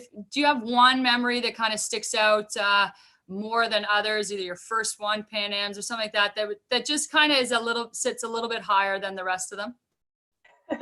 Yeah, like you said, that's a hard question to answer because there have been some crazy things that have happened to us. I mean, if you want to say, oh, like that was a crazy story from one World Cup, we have like 6 of those. We were hit by a hurricane, there's earthquakes, we've had fires in hotels. Like it's been wild over the years. So that's really hard to pick one out. But for on the field, I've had a few really special moments, and my teammates at the time were also amazing. So sort of that combination of baseball, place, atmosphere, and teammates has definitely stood out a few times in my mind. Like you said, the Pan Ams as an overall experience was one of something I'll never be able to replace, I don't think, unless we can get back there. It was really incredible. And then a couple of individual games. I had an incredible experience in 2018 in the bronze medal game. That was something I'll never forget. Extras and against the US, a rival, like such an incredible experience. And then in 2016, the semifinal versus Chinese Taipei was also a game where our hearts were in our throats most of the way, and then we were able to come out on top. So those are sort of the more recent ones, but from the beginning of my career, some other memories. In my very first World Cup was pretty incredible as well. Back in 2006, we had quite a run, beating the US and Japan early in the tournament, and there's too many to count, but those are a few of the highlights for sure. It's so funny as you say them, it's just like a walk down memory lane. As I was thinking of questions to ask, I was like, I wonder which one she's going to pick out. Like, obviously, recency bias is 2018, but 2016 as well. That comes to my mind right away. And that one too, because I was part of the last play. The ball came to me down the line, and I just remember thinking, just come to me, just come to me. I just want this over. And I threw it across. I was pretty happy it came to you too. Like, I threw it across the diamond, and then there's like a gif of me just running around aimlessly. Like, I didn't know where to go or who to hug. I was so happy that we won. And then finally I found somebody. Yeah. I'm not even sure I watched the throw. I think I was like, Ash has got it. I'm already celebrating. It was awesome. Anyways, unfortunately, we only had half an hour together. I know we could go on and on. Had a number of questions prepared, but I'm really happy that everybody was able to join, and more excited that we got to share some of our athletes with the community, with our country. We're the women's baseball team. Oftentimes we get asked about softball, but we are the women's baseball team. And we have a lot of amazing stories. We've had incredible championships, and Lisa's doing amazing things to keep women involved from the other side of the field as well. But I want to thank every one of you for joining us. Happy birthday, Ace. Luch, appreciate you kind of sticking with us there. I knew you were busy and you squeezed us in, but thank you, everybody, and I hope everybody stays safe. Thanks so much. Okay, so as we transition through, so that's the first half. So I'm with you for an entire hour. So the first half obviously is over now. We just talked to a couple of our amazing athletes from the Canadian Women's National Baseball Team. And next up, we have 2 friends of mine and 2 teammates as well. So lots of the girls were talking about being a multi-sport athlete. And I have the pleasure now of introducing or chatting with a couple former teammates of mine, Cheryl Pounder and Becky Keller.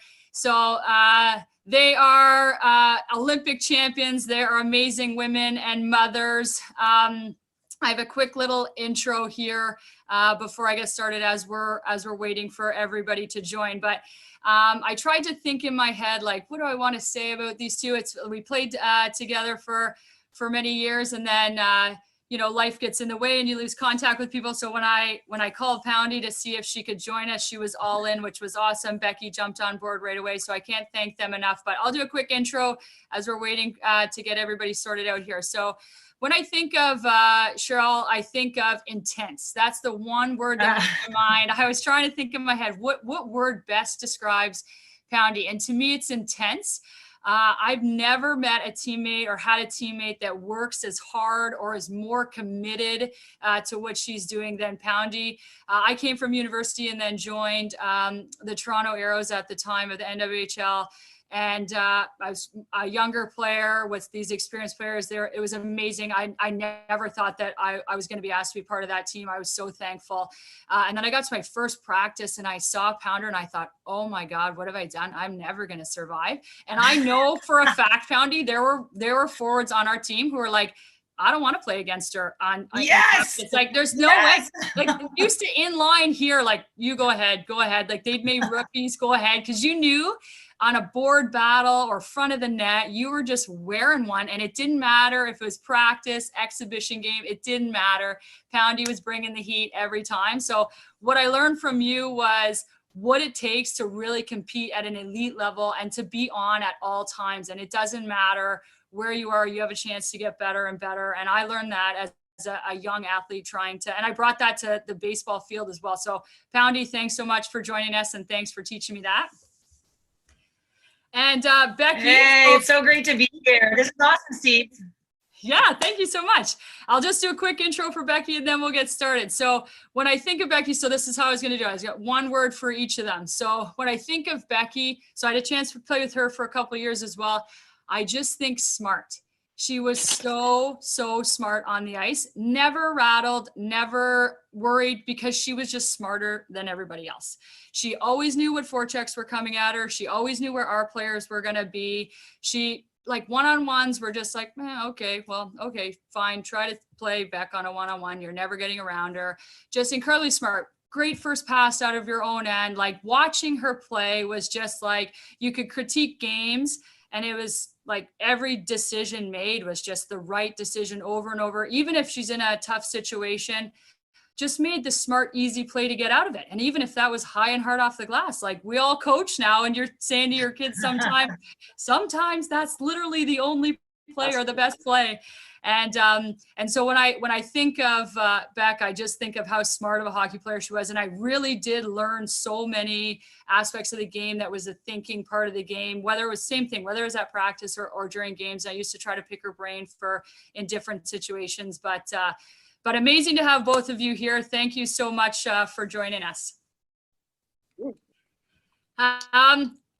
I'll get started with a quick question. So my goal is to try to have it more of like free flowing, just some chatter, banter. Yeah. And then at the very end, I have like a rapid fire, who's more likely to. So we'll see what happens. Boy. I know that you're, I know that you're good buddies. So I'll be interested to see what comes up. Both of these women are mothers, which is amazing. So happy belated Mother's Day just from last weekend. I know both of you have had to make incredible sacrifices and stuff when you were having kids as you were still playing at an elite level. Beck, I think I heard a story about you when you were centralized. Your parents came with you so you could try to help parent and still train. And Poundy, I know I was in a change room with you. We were playing in a national championship and you couldn't have been more than 2 months removed from giving birth. There's no way it was more than that. And you're playing. I remember that. You were playing at the highest level. Can you just tell us a couple stories about how you balance that? And I don't think people realize maybe how hard that was and some of the challenges that came with that. Well, I mean, I guess for me, and I learned a lot from Becky. Obviously, we lived together in 2002, pre-children, and then in 2006. And I got to sort of watch what she went through. It was kind of the auntie upstairs, right? So I got the opportunity to come downstairs and see Owen at the time associate me with taking her mother away. So that didn't always turn out so well when he started to cry eventually when I started coming around. But for sure, I think the biggest thing for me was a support system, recognizing recognizing that the people around you believed that you could do it. It's difficult, no question, and I don't think it's ever easy. And, you know, there's lots of questions. You know, I remember people saying, oh, you're selfish for trying to come back. And I'd be like, well, I want to, like, I'm passionate about playing this game and I love it. You know, I had a husband who was very supportive, who was like, go for it.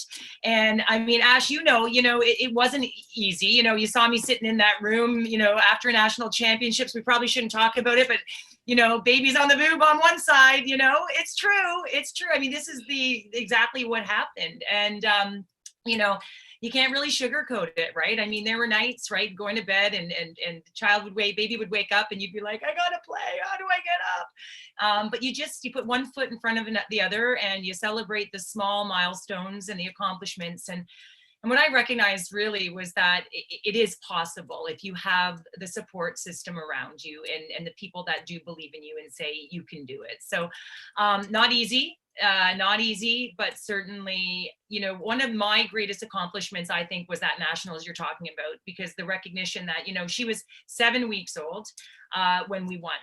And I remember getting on that plane to go to PEI thinking, what am I doing? And, you know, having people around and having den moms who were there to watch her, Jamie, while we were playing was so important, right? So difficult, but doable, and a lot of fun along the way. And now I tell them lots of stories about those days. Yeah. And Becky, what about you? So you're centralized. So obviously your parents came and helped you. So you had a great support system, but would it have been possible without them?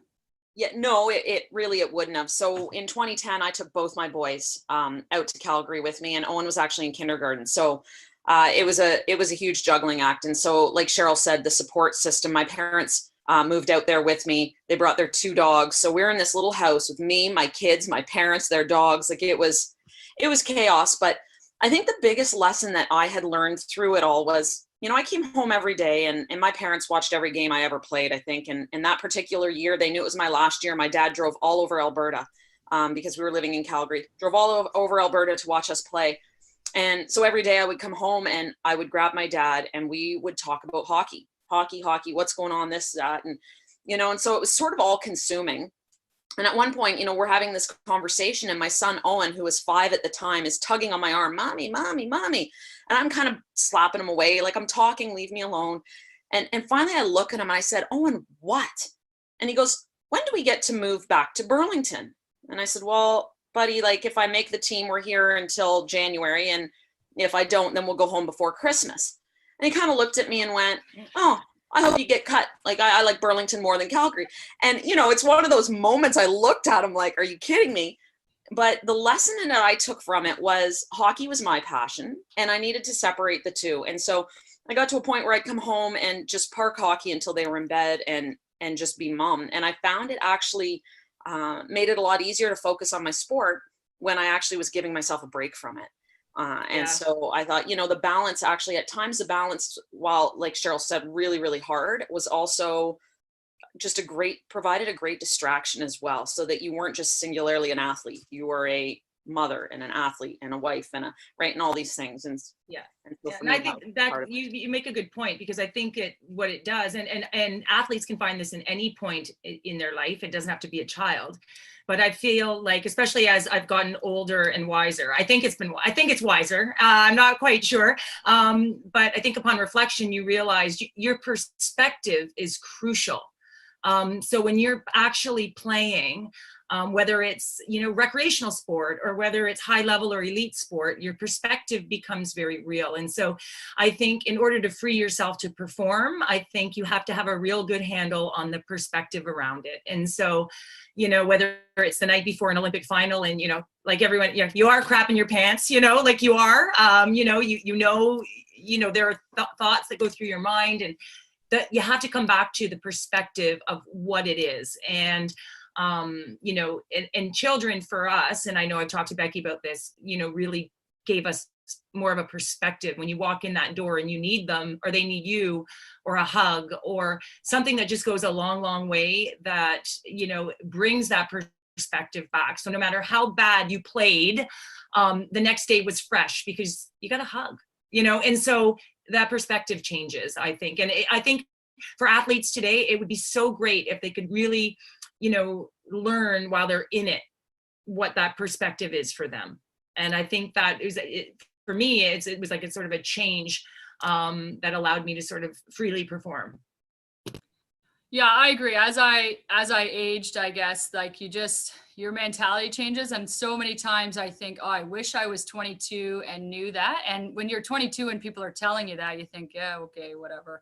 Like I know everything. But, as you do gain more experience, and I don't have kids, but just gain life experience and stuff like that, then you're right. Your perspective shifts and you're able to focus. I actually found it easier to focus on what I wanted to focus on and then remove myself and focus elsewhere. And it wasn't kind of a wide scope, but more of a tunnel focus for me. But we're so happy, obviously, that both of you had your support systems and help us as a country win a number of Olympic gold medals. So that was, I see that picture. And when for the promotion, I needed to find a picture of you two together, and Poundy, you had tears in your eyes, but that's big always. Surprise, right? Yeah. Right, big surprise.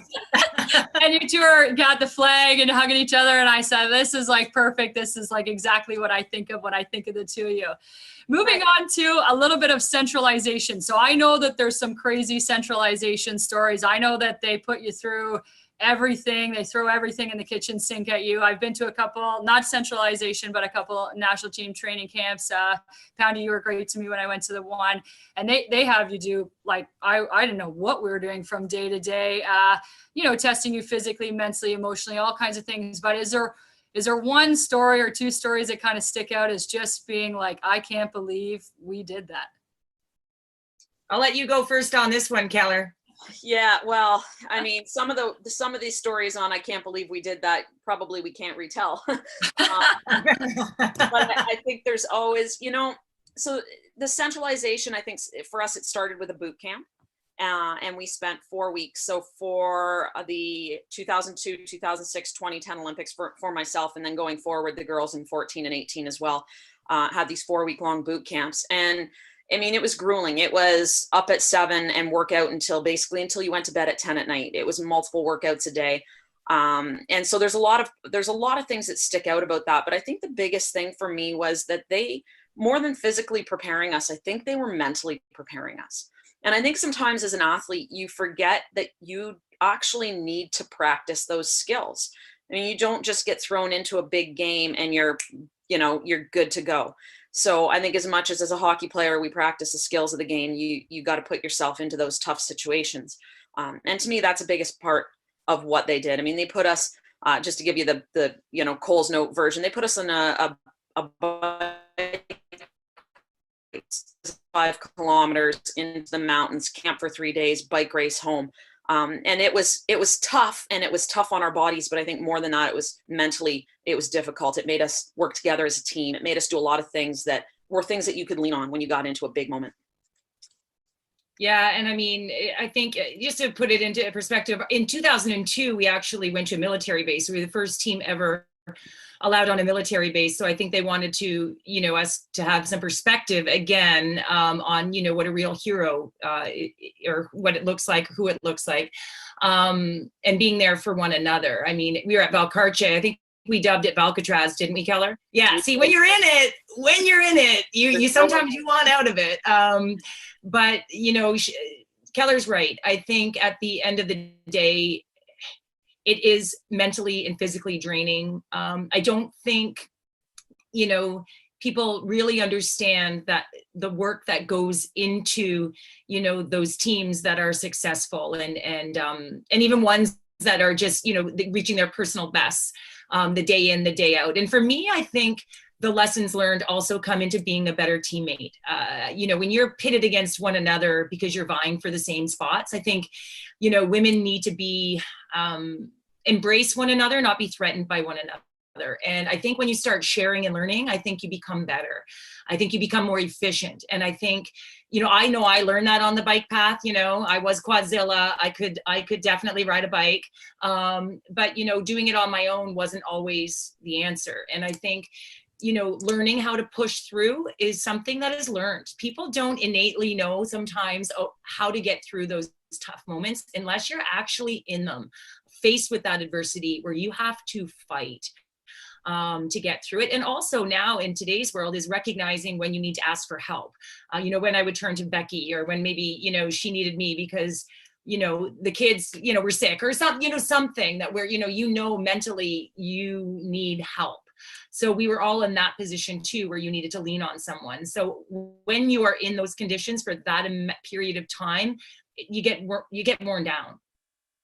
But their whole philosophy around it was learning to trust in the process that the people have put in place who are the staff, so that you are ready to go when the time comes. And you have to trust it, because if you don't, I think at the end you wind up, it's just a bunch of questions, a bunch of bitching, really, right? So I think you have to figure out a way to trust the process, because without trusting it, really, in the end, when you're kind of lost if you walk into that championship and you don't trust what your staff have put in place. So it takes key pieces of the puzzle that have been through that adversity, I think, to be able to sort of, as Becky and I always say, keep the thumb on the temperature of the team, and make sure that we're all in the right headspace, and know how to fight and bring it on the final day. Yeah, I totally agree. So for anybody who doesn't know a lot about me, I'm a high school teacher. And one of the things we talk about as teachers all the time, and I think just adults, parents talk about all the time, is how do you teach resiliency? And I actually don't know how to teach it unless people are put in a position where they have to battle through, they have to persevere, and they have to overcome things. And so some people are lucky and they just don't have, I guess, lucky, and they don't have to really battle hard for a lot of things. Life is pretty smooth and pretty easy for them, which is amazing.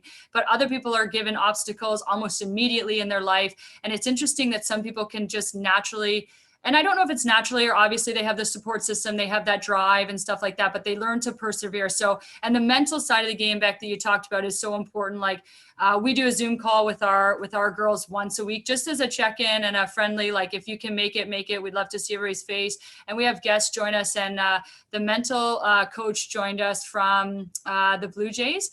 And he was outstanding, just giving them some tips, and especially in this time right now, like this is an opportunity for people to persevere through. Like a lot of people are uncomfortable with the situation that's happening. Lots of people are doing amazing things to try to help, but this is a situation in which you're gonna have to be comfortable with the uncomfortable for a little bit. So, but those are two really impressive stories. Okay, we're gonna move to the game here because I just don't want to run out of time. I think we have like 10 minutes or so.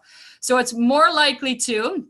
So typically we'd have like signs and stuff, but we won't do that. So I'll read the statement, and you can either like point to the screen as if the other person would be more likely to, or you can point to yourself like as if it would be you, and we'll see how close we are. Okay. I think there's like 10 or 12 of them. All right, Keller. Okay. First one.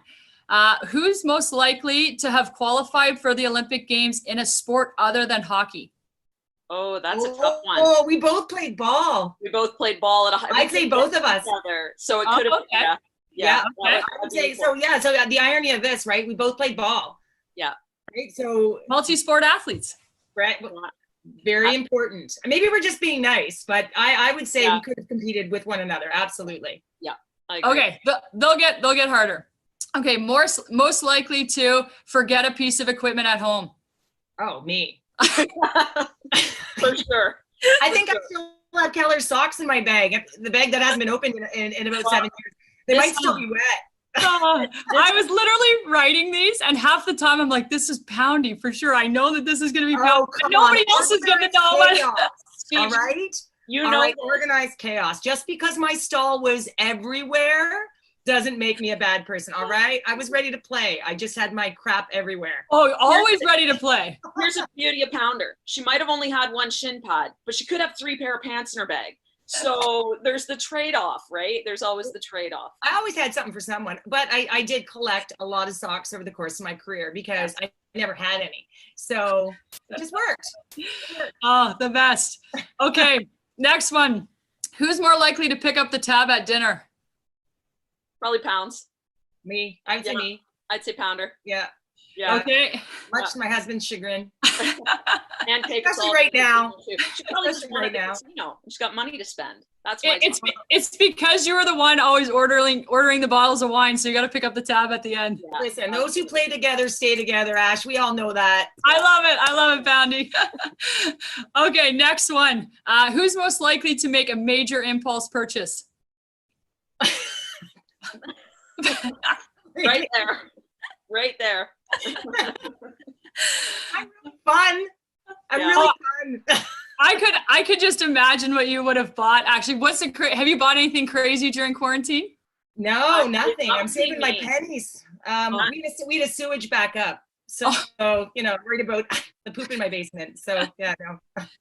I actually made the crazy COVID-19 purchase. We got a second dog. We just Yes, I decided, saw that on social media. I Yes. got nothing to do. Why not get a second Rottweiler? Real small dog too, right? He'll be 120 pounds. So yeah. So But they seem to be getting along. they're fantastic together. It's been fun. Yeah. Amazing. Okay, next one. I know the answer to this, but maybe not everybody else will. Most likely to cry at the movies. Oh God. Oh, that's me. so I cry at everything. We lived together in 2002, and I would sit on the couch. We'd come home from training, throw a movie on, and I mean, movies that I just don't see how these are tear-creating, inducing movies. And she's bawling her eyes out. Keller, let's just say this though. I made you a warmer person. I'll hug people now. She hugs now. She hugs. I'd be crying my eyes out and be like, please just give me one. And she'd be like, oh, the tap is like this in the back. It's like she's hugging you and she's doing this. And I'm like, can you give me a little more? I was ahead of my time. I was ready for the pandemic 20 years ago. Oh, it's so funny. So many times I think, because you're so different, like since I know you're such different people, or you're such good friends, it's hilarious. But as I'm going through this, I'm like, it's going to be one or the other pretty obviously, because you're just so different. Okay, next one. Who's more likely to score the shootout winner? Oh, that was me. I had the moves in 2002. Yeah, probably Keller. Although I did win the breakaway competition with Team Canada. Okay, but just so everyone understands, neither of us have hands. Neither of us. So you're really scratching the bottom of the barrel here, asking who's a shootout champion. However, yes, she had a move. You had your go-to. I had my go-to move that tended to work. So I actually got myself on the shootout list in 2002. So if the 2002 Olympic final had gone to a shootout, I was on the list. Shocking. Here's the thing, Steves, and I think every coach should really take stock in this. All right. So now I'm a little biased. All right. However, because no goalie has ever seen us, because we're never in the offensive zone, you go with your defensive defenseman because they have one move. They're only going to practice that, and they're only ever going to use that. Thoughts?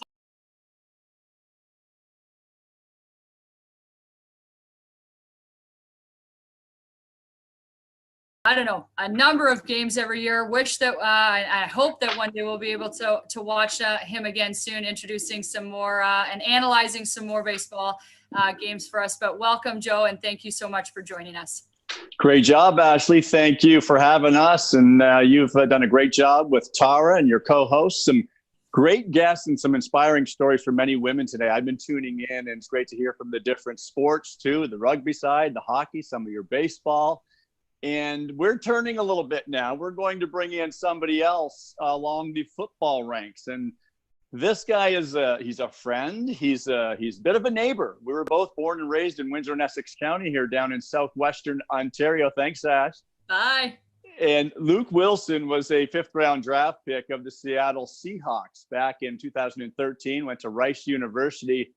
But Luke grew up in the same area where I am down here. We're going to find out soon where he is now. We're not sure where he's hanging his hat because, Luke, that's my first question, because when this pandemic hit, were you at home here near me or were you abroad? Where are you? Los Angeles. I was down there to train, and I kind of got stuck there. So I can't complain though, man. You know, I've got good weather and just chilling. Unfortunately, the gym's closed, but I'm sifting my way through that. And yeah, how are you doing? How's Windsor? You're looking undercover too. I had to flick a few buttons. I'm new to the Zoom stuff, and I was like, "Who's the guy in the top right of my screen right now?" Hey, I've got the man button. You know what I'm saying, Joe? I'm a different man out here. We have seen that stuff. Well, let's go back. Well, I'm going to take you down memory lane, Luke, because your dad, who I happen to know as well, growing up here, he actually coached me a little bit as a catcher. He was a fine catcher in his own right back in the day. But when you were getting ready to leave high school, you had an opportunity to go to Rice University as a football player and a scholarship, but you also had some Major League Baseball teams interested in you. And I remember your dad asking me for some advice at that time. I want to know what was going through your head at, 18 years old, probably. Nice problem to have, but what were you thinking back then? Yeah, it's kind of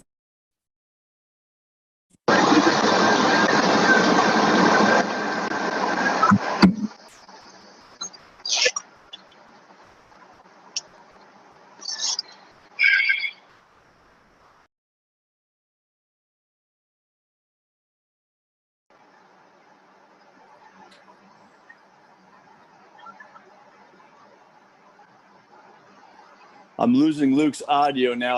I didn't hear his answer, so I'm not sure if everyone else did. But Luke, I'm going to turn another way.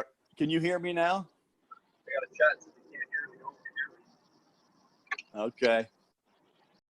Try again, Luke. I'm watching his mouth move.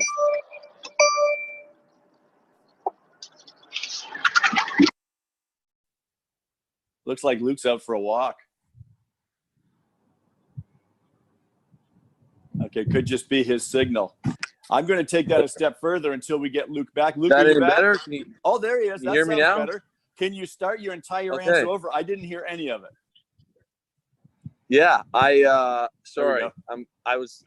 You got me now though. Good. Okay, good. I was saying that my dad, I remember when that situation arose, my dad legitimately, I was kind of asking him like I always do, and both my parents of like, what should I do? And he said, and Joe, I don't even know if you know this, but he's like, I got to call Joe Siddle because he's the only guy I know that's been through anything like this. And whatever the conversation was that you had with my dad, I think to this day, oddly, we'll talk about it. And he says, kind of led me in the whole direction to try and do both in college. And he said like, I think you laid out a lot of pros and cons for him. And the pros are, if you make it to the pros, obviously it works out. But at that point, I was kind of still, I wasn't a very polished baseball player, if you will. I hadn't really played that much. Didn't really play selects. I was more of kind of going over to Michigan. Was a late add to the junior national team. And, so I wasn't really sure that baseball was going to, I wasn't, I guess, completely confident that I'd be like a sign and really move out the minors very fast. So that's kind of the deciding factor. I ended up going the football route. It is interesting that you say that because you went the football route. And I remember that conversation because I think I remember talking to your dad and thinking along the lines of you're being handed or earned a full ride football scholarship. So that speaks volumes, of course, on what they think of you. You get your education. And what's the very worst thing that happens? You maybe play 4 years of football at Rice. You've got an education and you move on with life. Baseball, there's just so many question marks because it's so difficult to get there. But now, obviously, here's a guy. Now, you played in the NFL for 7 years. You've put a nice little career together, but football was not always your first sport. Expand on what you were just saying there about baseball as a youth, because what I'm focusing on here is I want kids, young men, young women to hear about the benefits of playing multiple sports. Yeah, I'm a huge believer in multiple sports. And it was funny, as a kid growing up, everyone would always be like, what's your favorite sport? And I always kind of felt pressure to answer that as hockey. But my dad and my mom always say, like, my favorite sport as a kid growing up was whatever I was playing at that moment. When I was real young, I was going from soccer to baseball to hockey. As I got older, the soccer stopped, but the football kind of came in. And even in high school, played a little bit of basketball. Elementary school, played a little bit of volleyball. And I'm a big believer now, and I'm sure that, Joe, you also see this, but most of the best players on the teams I've been on are the best athletes. And I think that a lot of that comes from you getting to the point of, as a kid, you're just very well versed in a variety of different body movements. So as far as like a success thing goes, I actually think it's definitely more successful if you do multiple sports. But on a more important note, I just think it's more enjoyable. I see a lot of guys, and I saw this a lot in college. I went to college, at Rice down in Texas. Texas is a hotbed for high school football. But I'd be strolling into practice, and I'm always, I know everyone on this call doesn't know me, but you know me. I'm kind of a happy, like, excited, high-energy guy. And I would go to practice, and guys would be miserable. And I remember asking one dude, like, why are you so like in the dumps? We haven't even practiced yet, you know? And he said to me, he goes, Luke, I've been doing this exact day since I was 7 years old. And he was probably 20 at the time. And, you know, I remember sitting there thinking like, it was my freshman year. And I remember sitting there thinking about, I've been doing this for about 2 months. You know? Like, I wasn't old at all, because what you said, it was like, hey man, hockey season ended. And we had just done you know how it is in Windsor, but we're doing baseball in the gym until it gets warm enough. And, you know, I'm hitting that once a week. And then all of a sudden we're in the full swing of baseball, and it's just different personality, different people. And, it was exciting, you know, it was exciting. And it wasn't until later I started playing football, but it was like very fun for me to play different sports. I think that kept my mind fresh as well, like as far as passion goes. It's interesting that you've probably answered a little bit my next question, and where I want to go with it is, so you're playing in the NFL. You're having covered a nice career in the NFL. Very, very rare from where we are here down in Windsor, Ontario, or even Ontario period, or Canada for that matter. And you played a lot of sports. Is there any key ingredient? You mentioned a lot of things about playing the different sports and the athletic movements. You were tremendously talented, clearly. You were a tremendous athlete, all the work ethic, I'm sure. You mentioned, like, did your attitude, what's the one thing, if you had to point to something, that helped you get to where you are today, to carve out an NFL career as you have? I think that the biggest thing when you ask that question that pops into my mind was my approach on a daily basis when I was at Rice. I had walked into Rice's weight room, and it was the best weight room I'd ever seen, and the best weight room I'd ever been inside at the time, not now. And I remember being like, wow, like, we're in this huge stadium. Now we hardly got any fans, which made it weird because we had a big stadium with no fans. So it was like nobody was there. But, you know, I'd walk into this huge stadium that they hosted a Super Bowl back in the day. And we had this weight room that, in my opinion, was incredible, something I'd never seen. And everybody there was like, this weight room sucks. Like, our sucks. And like, for me, it was like, I mean, you go to a practice at Villanova, the high school I went to back in the day, and we were like mixing and matching jerseys, pants. I think I wore Essex Raven pants, which is a completely different team, my senior year. It was like, none of those things really like mattered to me. And I really felt like that, like, approach and that, like, progress, like, these are all a privilege to have, like, a weight room facility like this, whether it was as nice as the University of Texas, which obviously it wasn't going to be. That didn't matter to me, and that wasn't going to be like any sort of negativity for me. It was like every day I was like, I just felt very fortunate to be in a facility of that caliber. And I think that like kind of attitude every day really did help me. It's interesting you say that too, because it's almost like you're saying you make do with what you have, and then you really appreciate something when you got it, because we know around even our own country now, all the baseball programs, it's costing kids more and more to play baseball. And it's frustrating to look around and see that. You took a turn in your career. You've played most of your career with the Seahawks, but you've got 1 year with your, let's call them your hometown Detroit Lions. Yeah. That had to be a dream come true. Tell me about that year, because it's so different than all the others in a Seahawks uniform. Yeah, it was kind of, Joe, I'm going to be honest with you. It was like a dream come true. And it was a bit of a nightmare at the same time. As far as like, and even looking back on it, it's a very like proud moment for me to sit there and think like, hey, there's like kids in Windsor that were like me growing up. Like, I was a diehard Lions fan, and like, yeah, I legitimately wore is it Honolulu blue and silver, and like ran out. And it was weird. Like, the odd time I'd see a couple people in the stands, that I'm like, wow, like, I haven't seen them forever. And it just like to reconnect with the community that gave me so many like choices, options, like did so many things for me, was by far a dream come true. The nightmare was it just didn't work out. You know, we, first and foremost, like, we weren't good.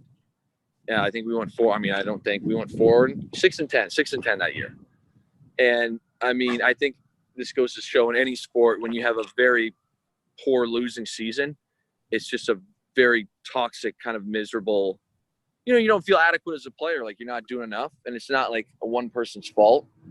And then also, like, for me personally, it was not a very successful year. So like there was a bit of mixed emotions, and like looking back, I am like very proud to like have played for my hometown team. But it's kind of like there's a bit of hurt there now. You know what I'm saying? There's a bit of hurt when I look back because it was not a successful year. And I guess we could say, the old saying, the grass is not always greener on the other side. You went to what you thought would be a great situation that didn't turn out that way. Yes. But did you get better from that adversity? We heard from some women earlier today, and they've played at the very high levels. They've been Olympians, and I'm sure it's not always been easy. Did you learn anything or have any takeaways that made you better after that season? There's no doubt. And honestly, it took me a while to kind of navigate. It was the first time in a while that I had experienced that kind of failure, like to that amount. I mean, obviously every day you have failures when you're playing a sport, but like on a whole level, I guess, I don't know the word I'm looking at, on a gross level, it was like, it did take me a while to like kind of fight through like the mental demons of like, how did that happen? You know, you start questioning, did I not work hard enough? Like, sure, all things. And I think that for me, going back to Seattle this year kind of was the final piece of like getting out of that little funk. And like going to answer your question, COVID's been a bit of a challenge, but pre-COVID and even like during the times I'm, trying to obey all the rules, and I think I've done a good job, but I think I've had the best off season I've ever had, both like mentally and physically. And I'm just kind of reinvigorated, but I've learned a lot from that Detroit experience about how fragile a pro career is. Sure. And I think that just kind of knowing where I've been has gave me a lot of peace and also a lot of direction on what I have to do to attain my goals, if that makes sense. I know it's cliche. No, it's so true. I find as professional athletes, you do, and any high level elite athletes, oftentimes you become so much better after battling that adversity. And you hear all the time from great athletes that they've had to. Everybody thinks it's rosy. It's not always rosy. We got you for 1 or 2 more minutes, Luke. We have to talk your Team C career. Let's talk Baseball Canada and Luke Wilson with that maple leaf on. Tell us how it transpired quickly and what you thought of the experience. Okay, well, I'll answer the last part, and I've said this numerous times. It was honestly, to this day, one of the most enjoyable experiences I've ever had as an athlete. Obviously, we're in Canada is very special, but just the group of guys, too, and getting to be coached by somebody like Greg Hamilton. I know everybody knows Greg Hamilton and speaks the world of him, and just the amount of professionalism, but also how much he cared about that team. He was just a manager that you like really wanted to play for and be successful for. So that there's like a accumulation of things that made that experience special. But I think the funny story that I like laugh about is I was sitting there in high school, senior year, grade 12, 12th grade, depending on if you're Canadian or American, whatever you want to call it. And I had stopped playing hockey. And I had stopped playing high school hockey, and kind of like this fear of like, I get a bad hit or whatever, I get injured. And we go, and I'm like, I'm not going to get hurt playing baseball. Like, let's dial up the baseball. And I was kind of itching because I hadn't played much hockey.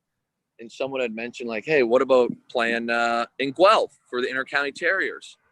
I'm like, that seems a bit, psychotic. But, driving every weekend 3 hours. So I go to Guelph, and they're like, well, the first game's at the Rogers Center. Like, let's see if you like it. And I'm like, I'm not going to say no to that. So I get up there. We're playing the Toronto Mets. And Joe, I was not playing high-level baseball in Windsor. I think I was playing like the men's senior league. Does that sound right? I don't even know if it was the junior league. Probably like junior. We're playing like Woodsley. Yeah, junior league. We weren't playing the Stars or anything like that. We're playing like Woodsley and, teams like that. And, you get a guy throwing 85. It's like, wow, this guy's bringing heat. Anyways, I stroll in there, and they've got Jake Iliopoulos on the mound, who's 1 left-handed and 2 throwing 92. I'm like, what? So I get out there, and I remember, I think my first at bat, I struck out, but I battled him. I was in there, and I was a hitter. I wasn't a defensive specialist. So I'm sitting there, and I'm grinding. He strikes me out. Next at bat, I hit like a big league pop-up, to the shortstop. Like, it was high, you know, but it was not far. And I remember going home like a little dejected, like, man, well, that didn't turn out. And when I got home, I had a call on my answering machine from Greg Hamilton that was like, hey, can you get to Orlando tomorrow? Because we'd like you to have you down here on our pre-camp tour. And kind of the rest, I think I was O for the entire Orlando trip, O for the entire Dominican trip, and then the pre-world thing, I kind of caught a little fire and ended up being able to crack the squad. That's awesome. Still the best pop-up you ever hit, though, right? No doubt about that. Luke, that's it for our time. We are transitioning to Philippe Aumont, another baseball player, but I can't thank you enough for joining us, helping these ladies out today. It's called Together for Women. It's sponsored by Game Ready Fitness. The Canadian Women's Foundation is going to get the support today, and it's desperately needed, especially in this time with COVID-19. The impact, of course, on vulnerable women and girls in Canada is even greater. Thanks for all the women today. Thank you, Luke, for your time from sunny California, and we look forward to you in that Seahawks uniform again. We certainly hope there's football. Appreciate it, Joe, and thanks for having me on here, and I'm glad to support that cause. Thanks very much. Luke Wilson's with the Seattle Seahawks, and we are going to transition from football to another sport. And here's a guy that I just got to know a little bit this spring training. It's because he was donning a Blue Jays uniform down in Dunedin, Florida. We're going to bring in Philippe Aumont. Philippe was drafted by the Seattle Mariners first round, 11th overall back in 2011 out of Quebec. Now, Philippe, you are a big guy, 6'7", parts of 4 seasons with the Philadelphia Phillies. One of the first questions I have for you, and I know we probably have a lot of young people watching, hopefully girls and boys. Were you always a hard thrower? Was that your thing, or is that something that you matured a little bit later? Can you say again? It kind of cut up a little bit. I missed the first part of the question. I'm asking about your size. You're a big guy at 6'7". Were you always a hard thrower, or is that something that came a little bit later, like in your high school years, where you were later mature? No, I was always a step ahead of guys, and I didn't really know any better. Like they just told me throw as hard as you can, so I just threw as hard as I could. I didn't really I didn't really know anything about velocity. All I was trying to do is just pump that cheese for sure. Let it go. Well, it certainly served you well. As I said, you pitched parts of 4 seasons in the major leagues with the Phillies after you headed over there a couple years into your minor league career. But with that, command has been an issue throughout your career, but you've gotten some major league time. You've had a lot of success. What would you say throughout your experiences you have learned in terms of battling that command and trying to become a better pitcher? It took me a while. I came in guns blazing, I think, with, a little bit more of like a hockey mentality, like emotions through the roof, like intensity is just, too high for, I think, a composure of a pitcher needs to be on the mound, where you need to be composed, you need to be a little bit more thoughtful, more relaxed, and just, kind of don't let your emotion kind of get over certain situations. And I think I was just always battling that. I'd get hit a little bit, give up a double off the wall, and I would just lose my mind. My mind would, leave, the competitive world. I would get mad, or I would get away from, staying focused on what I needed to be doing. So, I constantly battle that kind of stuff and emotions, and give up a walk. And in my mind, it was like, I just give up a walk. Everybody talks about walk. They're on my ass about walk all the time. And now I just gave up one. So it's all these things that I think mentally, this is where I miss the most. And, lately I felt like the last couple of years I've been able to keep these emotions in, and command is getting better. And when you go good, you're confident, you throw strikes. When you're not confident, you don't go good, you don't throw strikes. So it's all about the mind. It's all the mind. Sure. And it sounds like through your experiences now, 31 years old, that you're in a better place mentally. That'll help anybody. Now, you got some time with the Blue Jays. You're in AAA Buffalo back in 2015 for a handful of games. But when I saw you this spring training in a Blue Jays uniform, that had to be different. What was that feeling like, and what led you to signing with the Blue Jays? Because I thought what I saw early in spring training, I was anticipating you're going to be an arm that can help this bullpen this season. Yeah, I felt really good. I was extremely positive. I was extremely, I was excited to go to camp with the Toronto Blue Jays, and I had a good season last year. I didn't really want to move, and I felt okay. Like now, they're still knocking on the door, and I think, I talked with the wifey and we're like, hey, are we taking a trip this summer? Like, are we going to go somewhere else? Like, we could be in Toronto, we could be in Buffalo, we could be wherever, but let's do it. And all these things, everything was all set up. It was fun. And, obviously that situation happened, but it was cool. It was, a lot of people were just, they were like, those colors look really good on you. and it was just, it was a fun experience. That's awesome. And we certainly hope to see you playing for those Blue Jays wherever they play this season, if there is baseball, because there's still a lot of talks going on. I've only got you for a couple more minutes before I hand you off to the French language and Roger Brulat. Let's talk about your Team Canada experiences, because we talked about how much you've played professionally, parts of 4 seasons with the Phillies, but how do you compare your Team Canada experiences with your professional experiences? Very different, I'm sure. Yes, extremely different, but I think, just first and foremost, that program is what got me to the pros, to begin with, the junior national team. Without that, I don't think I get to the pros and I do what I've been doing. They were a big transition, and then they were there to introduce. And I traveled the world. I've seen some countries that I will never go back ever in my life. I've seen, and you see the kind of baseball they play down in Latin America. You see the kind of baseball they play in Asia. You see the kind of baseball they play in other countries, and that's all experience that you can put in your resume. And I think that has no value. It's just it's extremely valuable for me, but it is just you can't really compare the both worlds. But it was I had the best time. Those are great experiences. A lot of contributions to Team Canada, and I'm sure all players, I hear it time and time again, they're very grateful to the program. Yeah. And we got a great program here today. It's called Together for Women, and they're doing a wonderful job. We've had some great women, inspiring stories, athletes, coaches, a couple of guys now, and Luke Wilson. Philippe, thank you for your time. I am going to pass you on and speaking into your native language with my good friend Roger Brulat from our Montreal days. Roger, I hand it over to you. Thank you again, Philippe. All right. Thank you, Joe. Have a good one.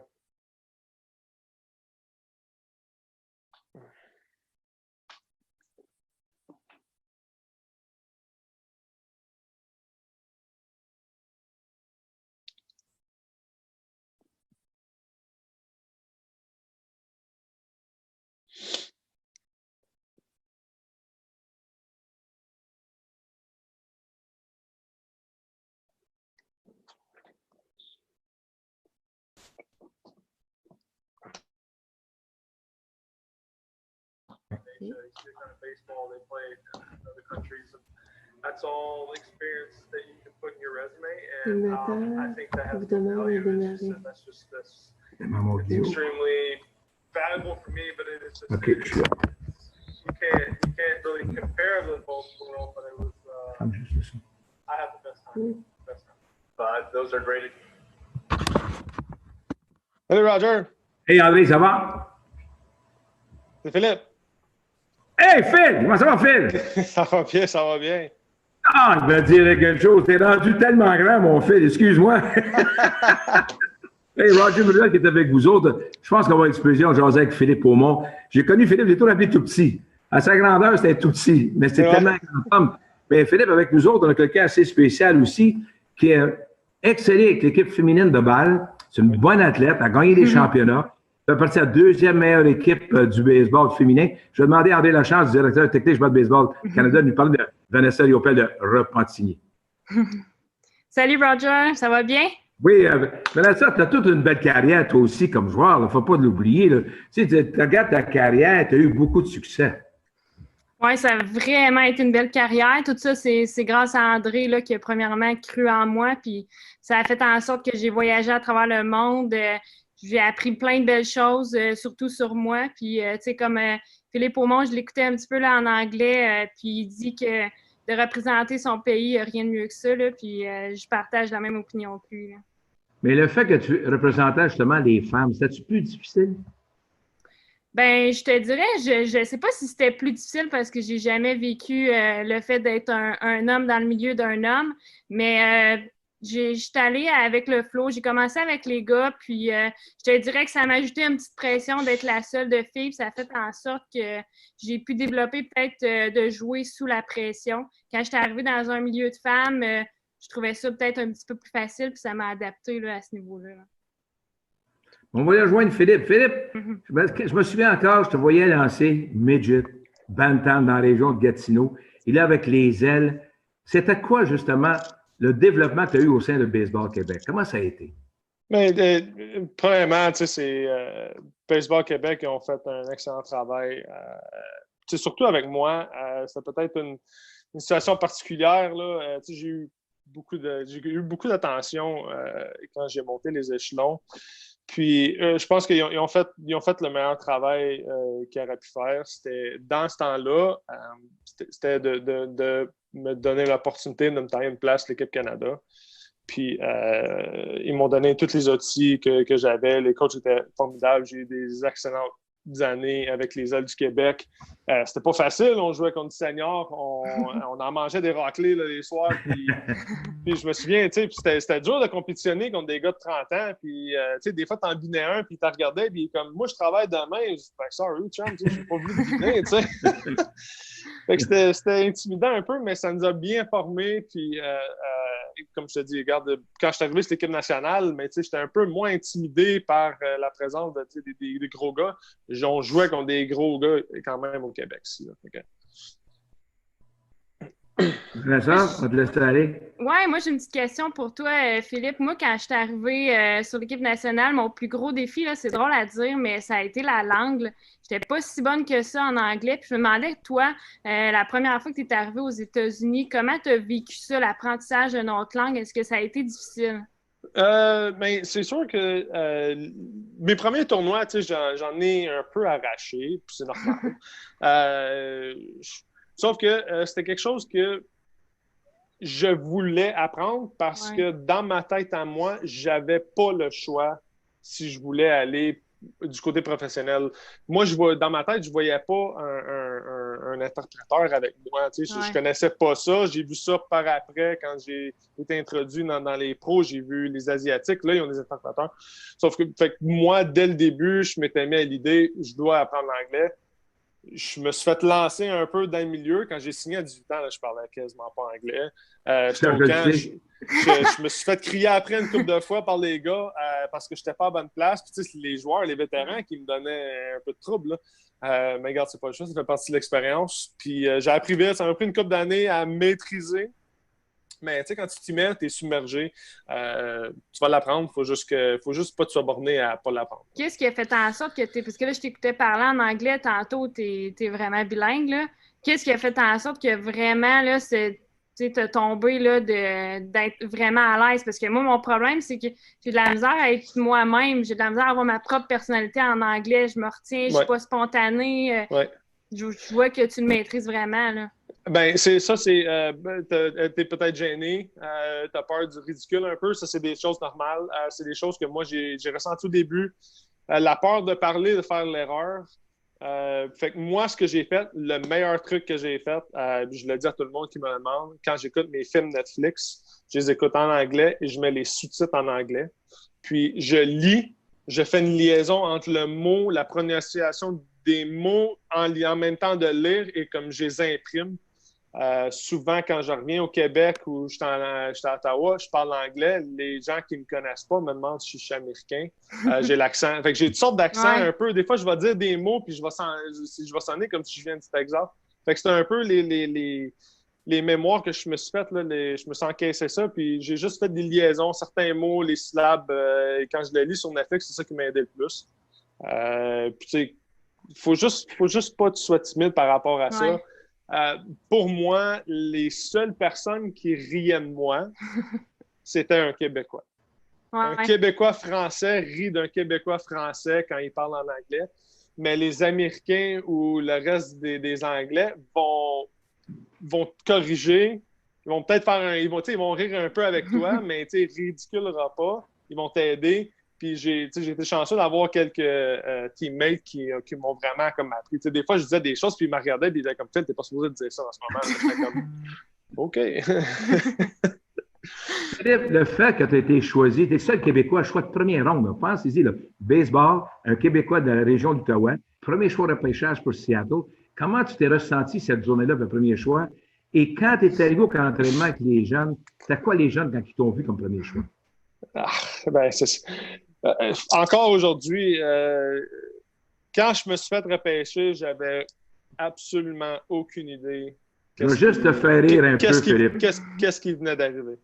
Philippe, je vais te faire rire parce qu'à l'époque, Pat Gillick était là avec Seattle. Et Pat et moi, on remonte à loin en arrière. Puis il m'avait dit, y a-tu un bon Québécois présentement? J'en ai un qui est tout petit. Il lance juste un peu. Après ça, il m'a rappelé après, il dit, il est pas petit, puis il lance pour le vrai. C'est là que tu as été vu le premier choix de pêchage. Oui. Non, c'était. Je ne savais pas comment me sentir. Je savais pas c'était quoi l'ampleur. J'ai comme appris par après.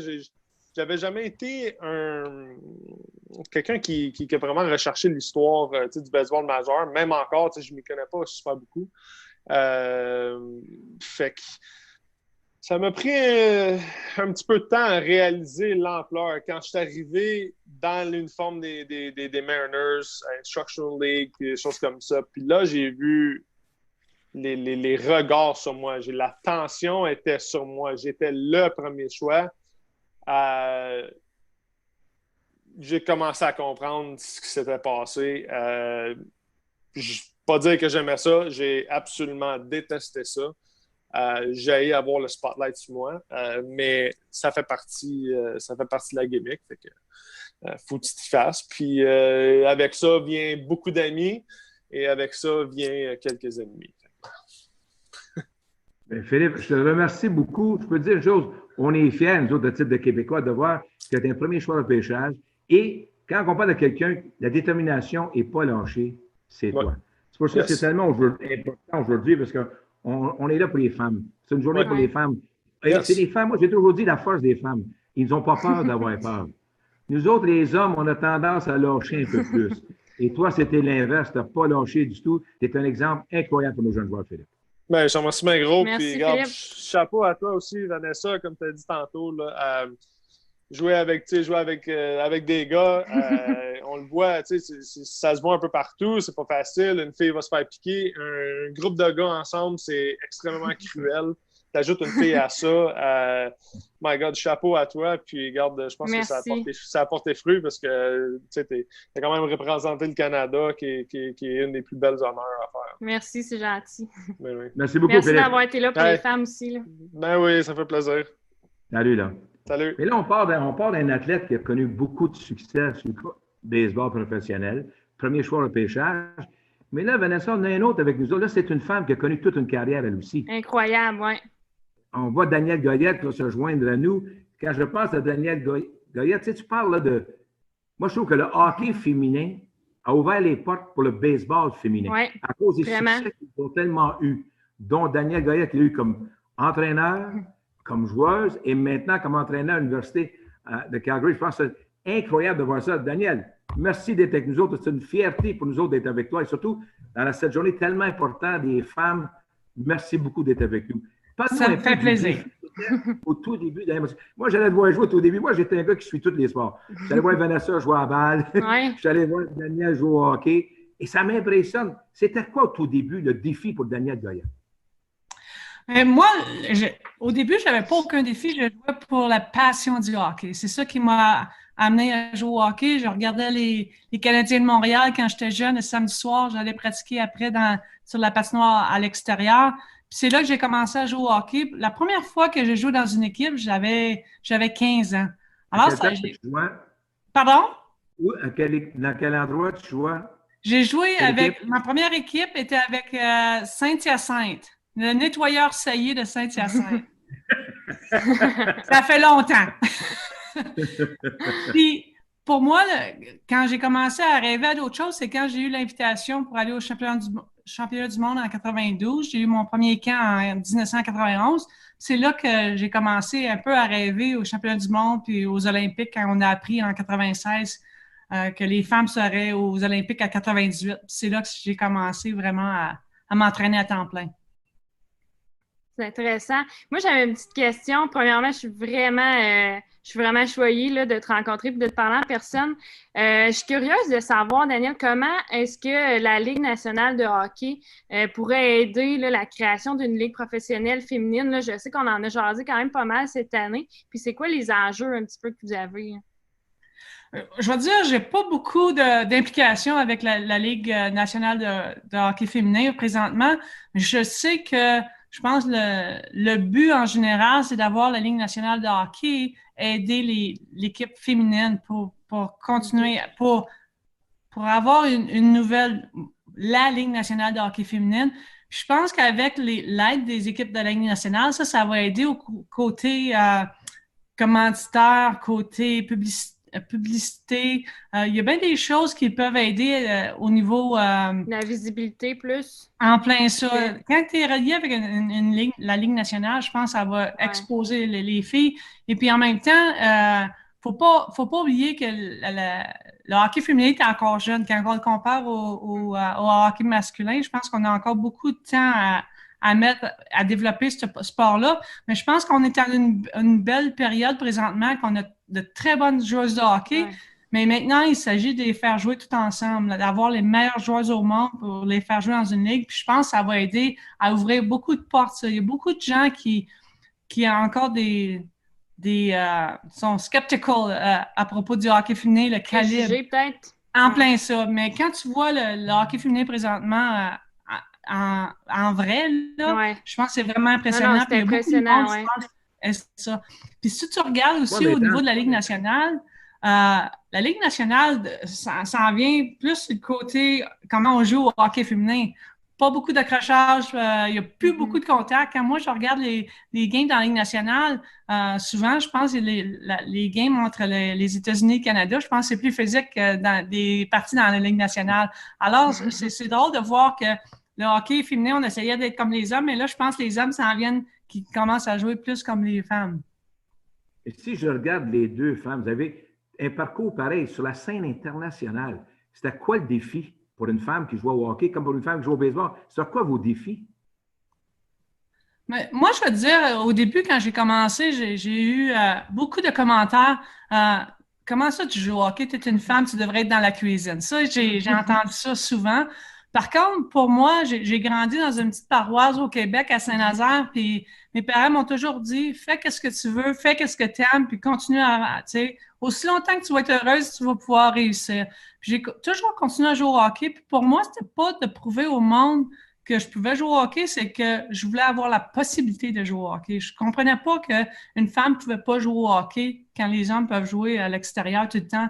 Puis pour moi, je pense au niveau des commanditaires aussi, trouver de l'argent pour mettre une équipe ensemble là, pour pouvoir performer là, ou jouer dans une ligue à toutes les années. On jouait, nous autres, nos heures de glace quand j'étais au Québec, c'était entre 10h et 1h du matin le samedi soir.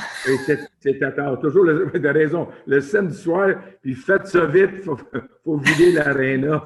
Mais pour toi, Vanessa, le défi baseball féminin, c'était quoi pour vous autres? Je te dirais que nous, c'est encore plus, pas arriéré, mais c'est encore moins populaire que le hockey féminin, si on veut. Là, on est encore un petit peu plus loin. Fait que ça a été, là, c'est sûr, de faire en sorte que le baseball féminin soit accepté. Souvent, les filles, ils jouent un petit peu plus au softball. Puis, quand tu dis « je joue au baseball sur l'équipe nationale ou sur l'équipe du Québec », « Ah, vous lancez par en dessous, c'est avec la grosse balle. » Non, je joue au baseball. Donc, ça a souvent été ça. Puis, dans le fond, c'est sûr que notre génération, ça a fait en sorte qu'on a fait connaître un petit peu plus le fait qu'il y avait des filles qui jouaient au baseball. Puis, on jouait les mêmes règlements que les gars. On avait la même distance au niveau des buts. On avait la même, tu sais, c'est sûr qu'il y a moins de force, mais le sport est vraiment le même. Fait que ça a juste été de défendre un petit peu notre sport, puis de le décrocher un petit peu du softball, là. Mais puis, moi, j'avais une autre petite question, Daniel, je profite de ta présence. Moi, j'ai fait une pause de baseball en 2015 pour avoir des enfants. Puis le fait d'arrêter de se dire que je suis un athlète, j'ai eu de la misère à faire ce petit deuil-là. Fait que j'ai jamais vraiment annoncé que je prenais ma retraite, en fait, pour me laisser une porte de peut-être revenir un jour. Puis je suis curieuse de savoir comment toi, tu as vécu ça, l'arrêt d'être une joueuse. Est-ce que le fait d'être entraîneur, ça l'a pallié un petit peu là, ton deuil à ce niveau-là? Mais c'est drôle, je vais faire un commentaire à propos quand tu as arrêté de jouer au baseball. C'est drôle, moi, j'ai joué avec des filles sur l'équipe nationale qui ont eu des enfants. Là. Je parle à Cheryl Pounder, Becky Keller, Manon Réon. Puis quand ils sont revenus, ils étaient encore plus forts. C'est drôle de voir la... Oui, ben en fait, c'est mon objectif secret, là. C'est sûr que là, c'est putain secret, je le dis à tout le monde, mais je m'entraîne beaucoup pour pouvoir revenir, puis peut-être un jour que mes enfants, ils me voient. Tu sais, j'ai l'impression que ma carrière, elle n'a jamais fini, mais c'est surtout, je me demande, je suis qui, moi, Vanessa Rappel, sans le baseball, tu sais, je trouve ça dur de devoir accepter qu'il y a une fin, là, à toute cette belle expérience-là, là. C'est pas évident. C'est sûr que quand tu regardes à la fin, là, on a tellement de plaisir à faire notre sport. C'est dur de voir notre vie sans le sport. Je vais te parler d'une autre personne, Hayley Wickenheiser. Quand Hayley s'est retirée, ça fait 3-4 ans, 3-4 ans, je te dirais. Et puis, Hayley a eu des problèmes. Je parlais beaucoup avec, puis elle pensait que Hayley Wickenheiser, c'était la joueuse de hockey, puis le monde, il l'oublierait, là. J'ai dit... j'ai dit, oui, oublie pas que qu'est-ce que tu as fait, le monde ne l'oublieront jamais. Puis je te jure que tu vas être plus occupé après que maintenant. Puis elle ne me croyait pas. Puis je peux te dire présentement, tu peux voir au niveau des médias sociaux qu'elle est très occupée. Elle va à l'école pour devenir docteur. Fait qu'il y a beaucoup de choses que souvent on ne s'attend pas en tant que personne de qu'est-ce qui va arriver après. Puis pour moi, c'est peut-être ça qui va arriver pour toi. Tu as eu une passion à nouveau du baseball. Puis je pense que là, tu vas peut-être que tu vas avoir une chance de revenir, mais peut-être que tu vas trouver une autre passion aussi. Tu sais, souvent, le sport, il t'a donné beaucoup. Puis pour moi, c'est ça qui est arrivé. J'ai joué au hockey. J'aurais aimé ça jouer. J'ai joué aussi longtemps que je pouvais. Tu sais, j'avais 41 ans quand je me suis retirée. Mais j'ai eu un offre d'être entraîneur en chef à l'Université de Calgary. Puis je vais te dire une chose, je n'étais pas certaine du tout. Je ne pensais pas que je pourrais être un entraîneur en chef. J'étais plus une personne qui aimait aider le monde et à aider, à être proche des gens, des athlètes pour les faire performer mieux. En tant qu'entraîneur en chef, c'est toi qui fais les coupures des joueuses. Tu sais, il y a des joueuses qui ont des rêves de jouer à l'université. Toi, tu es la personne qui va dire « Non, ça n'arrivera pas. » C'est pas évident. Par contre, ça m'a aidé beaucoup à ma transition. J'ai pas eu de transition souvent, on parle de dépression. Tu sais, les athlètes, après une période longue au niveau international, national, c'est qu'on se connaît pas en tant qu'athlète, en tant que personne. On se voit en tant qu'athlète. Par contre, moi, j'ai toujours travaillé pendant que j'ai joué. J'ai jamais été juste un athlète. Fait que ça m'a aidé beaucoup à développer d'autres qualités au niveau de comment je ferais ça, je cherche le mot. Là. Je vais t'emmener ça d'une autre question. D'abord, les deux filles. Là. Les dames,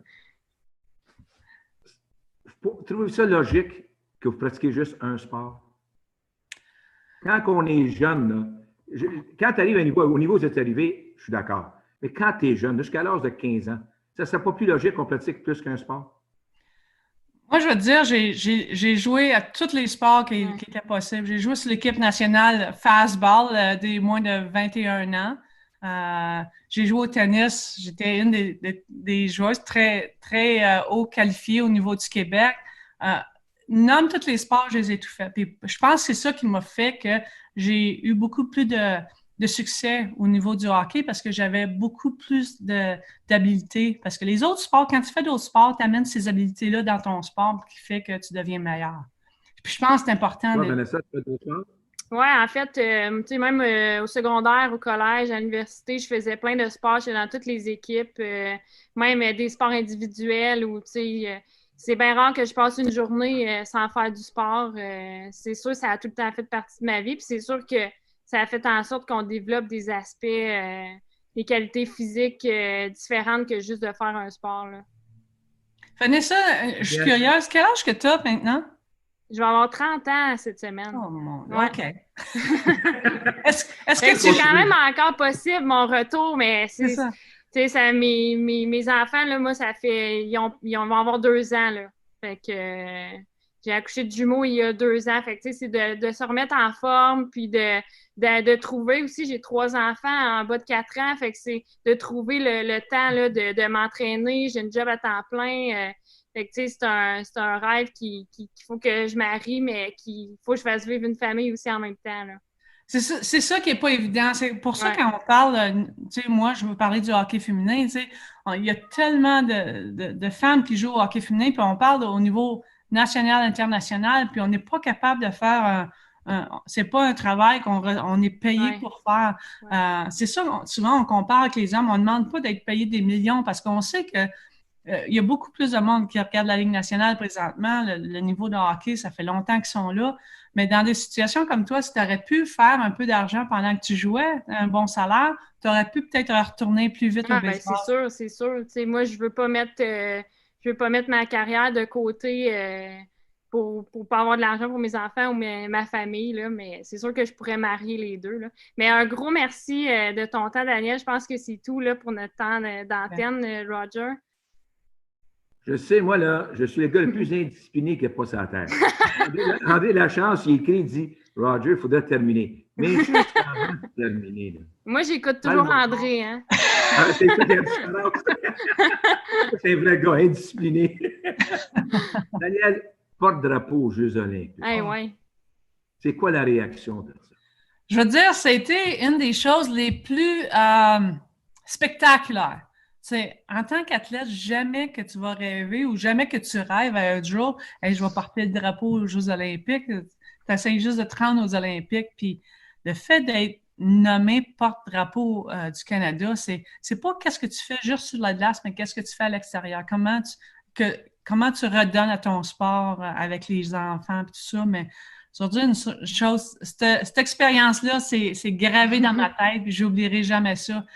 Tu sais, j'ai passé dans le tunnel pour aller dans le stade 4 fois parce j'étais en tant qu'assistant aussi aux Olympiques.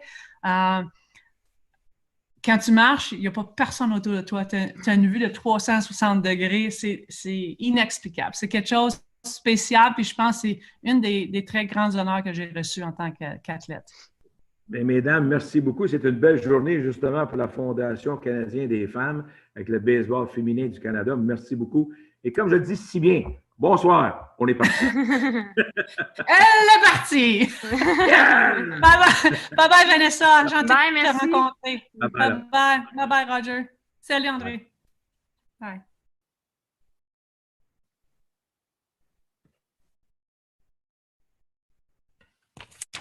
Okay, I'm coming back just for the last couple minutes to just do a quick wrap up. Thank you so much, Vanessa, and thank you, Roger, for hosting the French portion of our event. That was outstanding.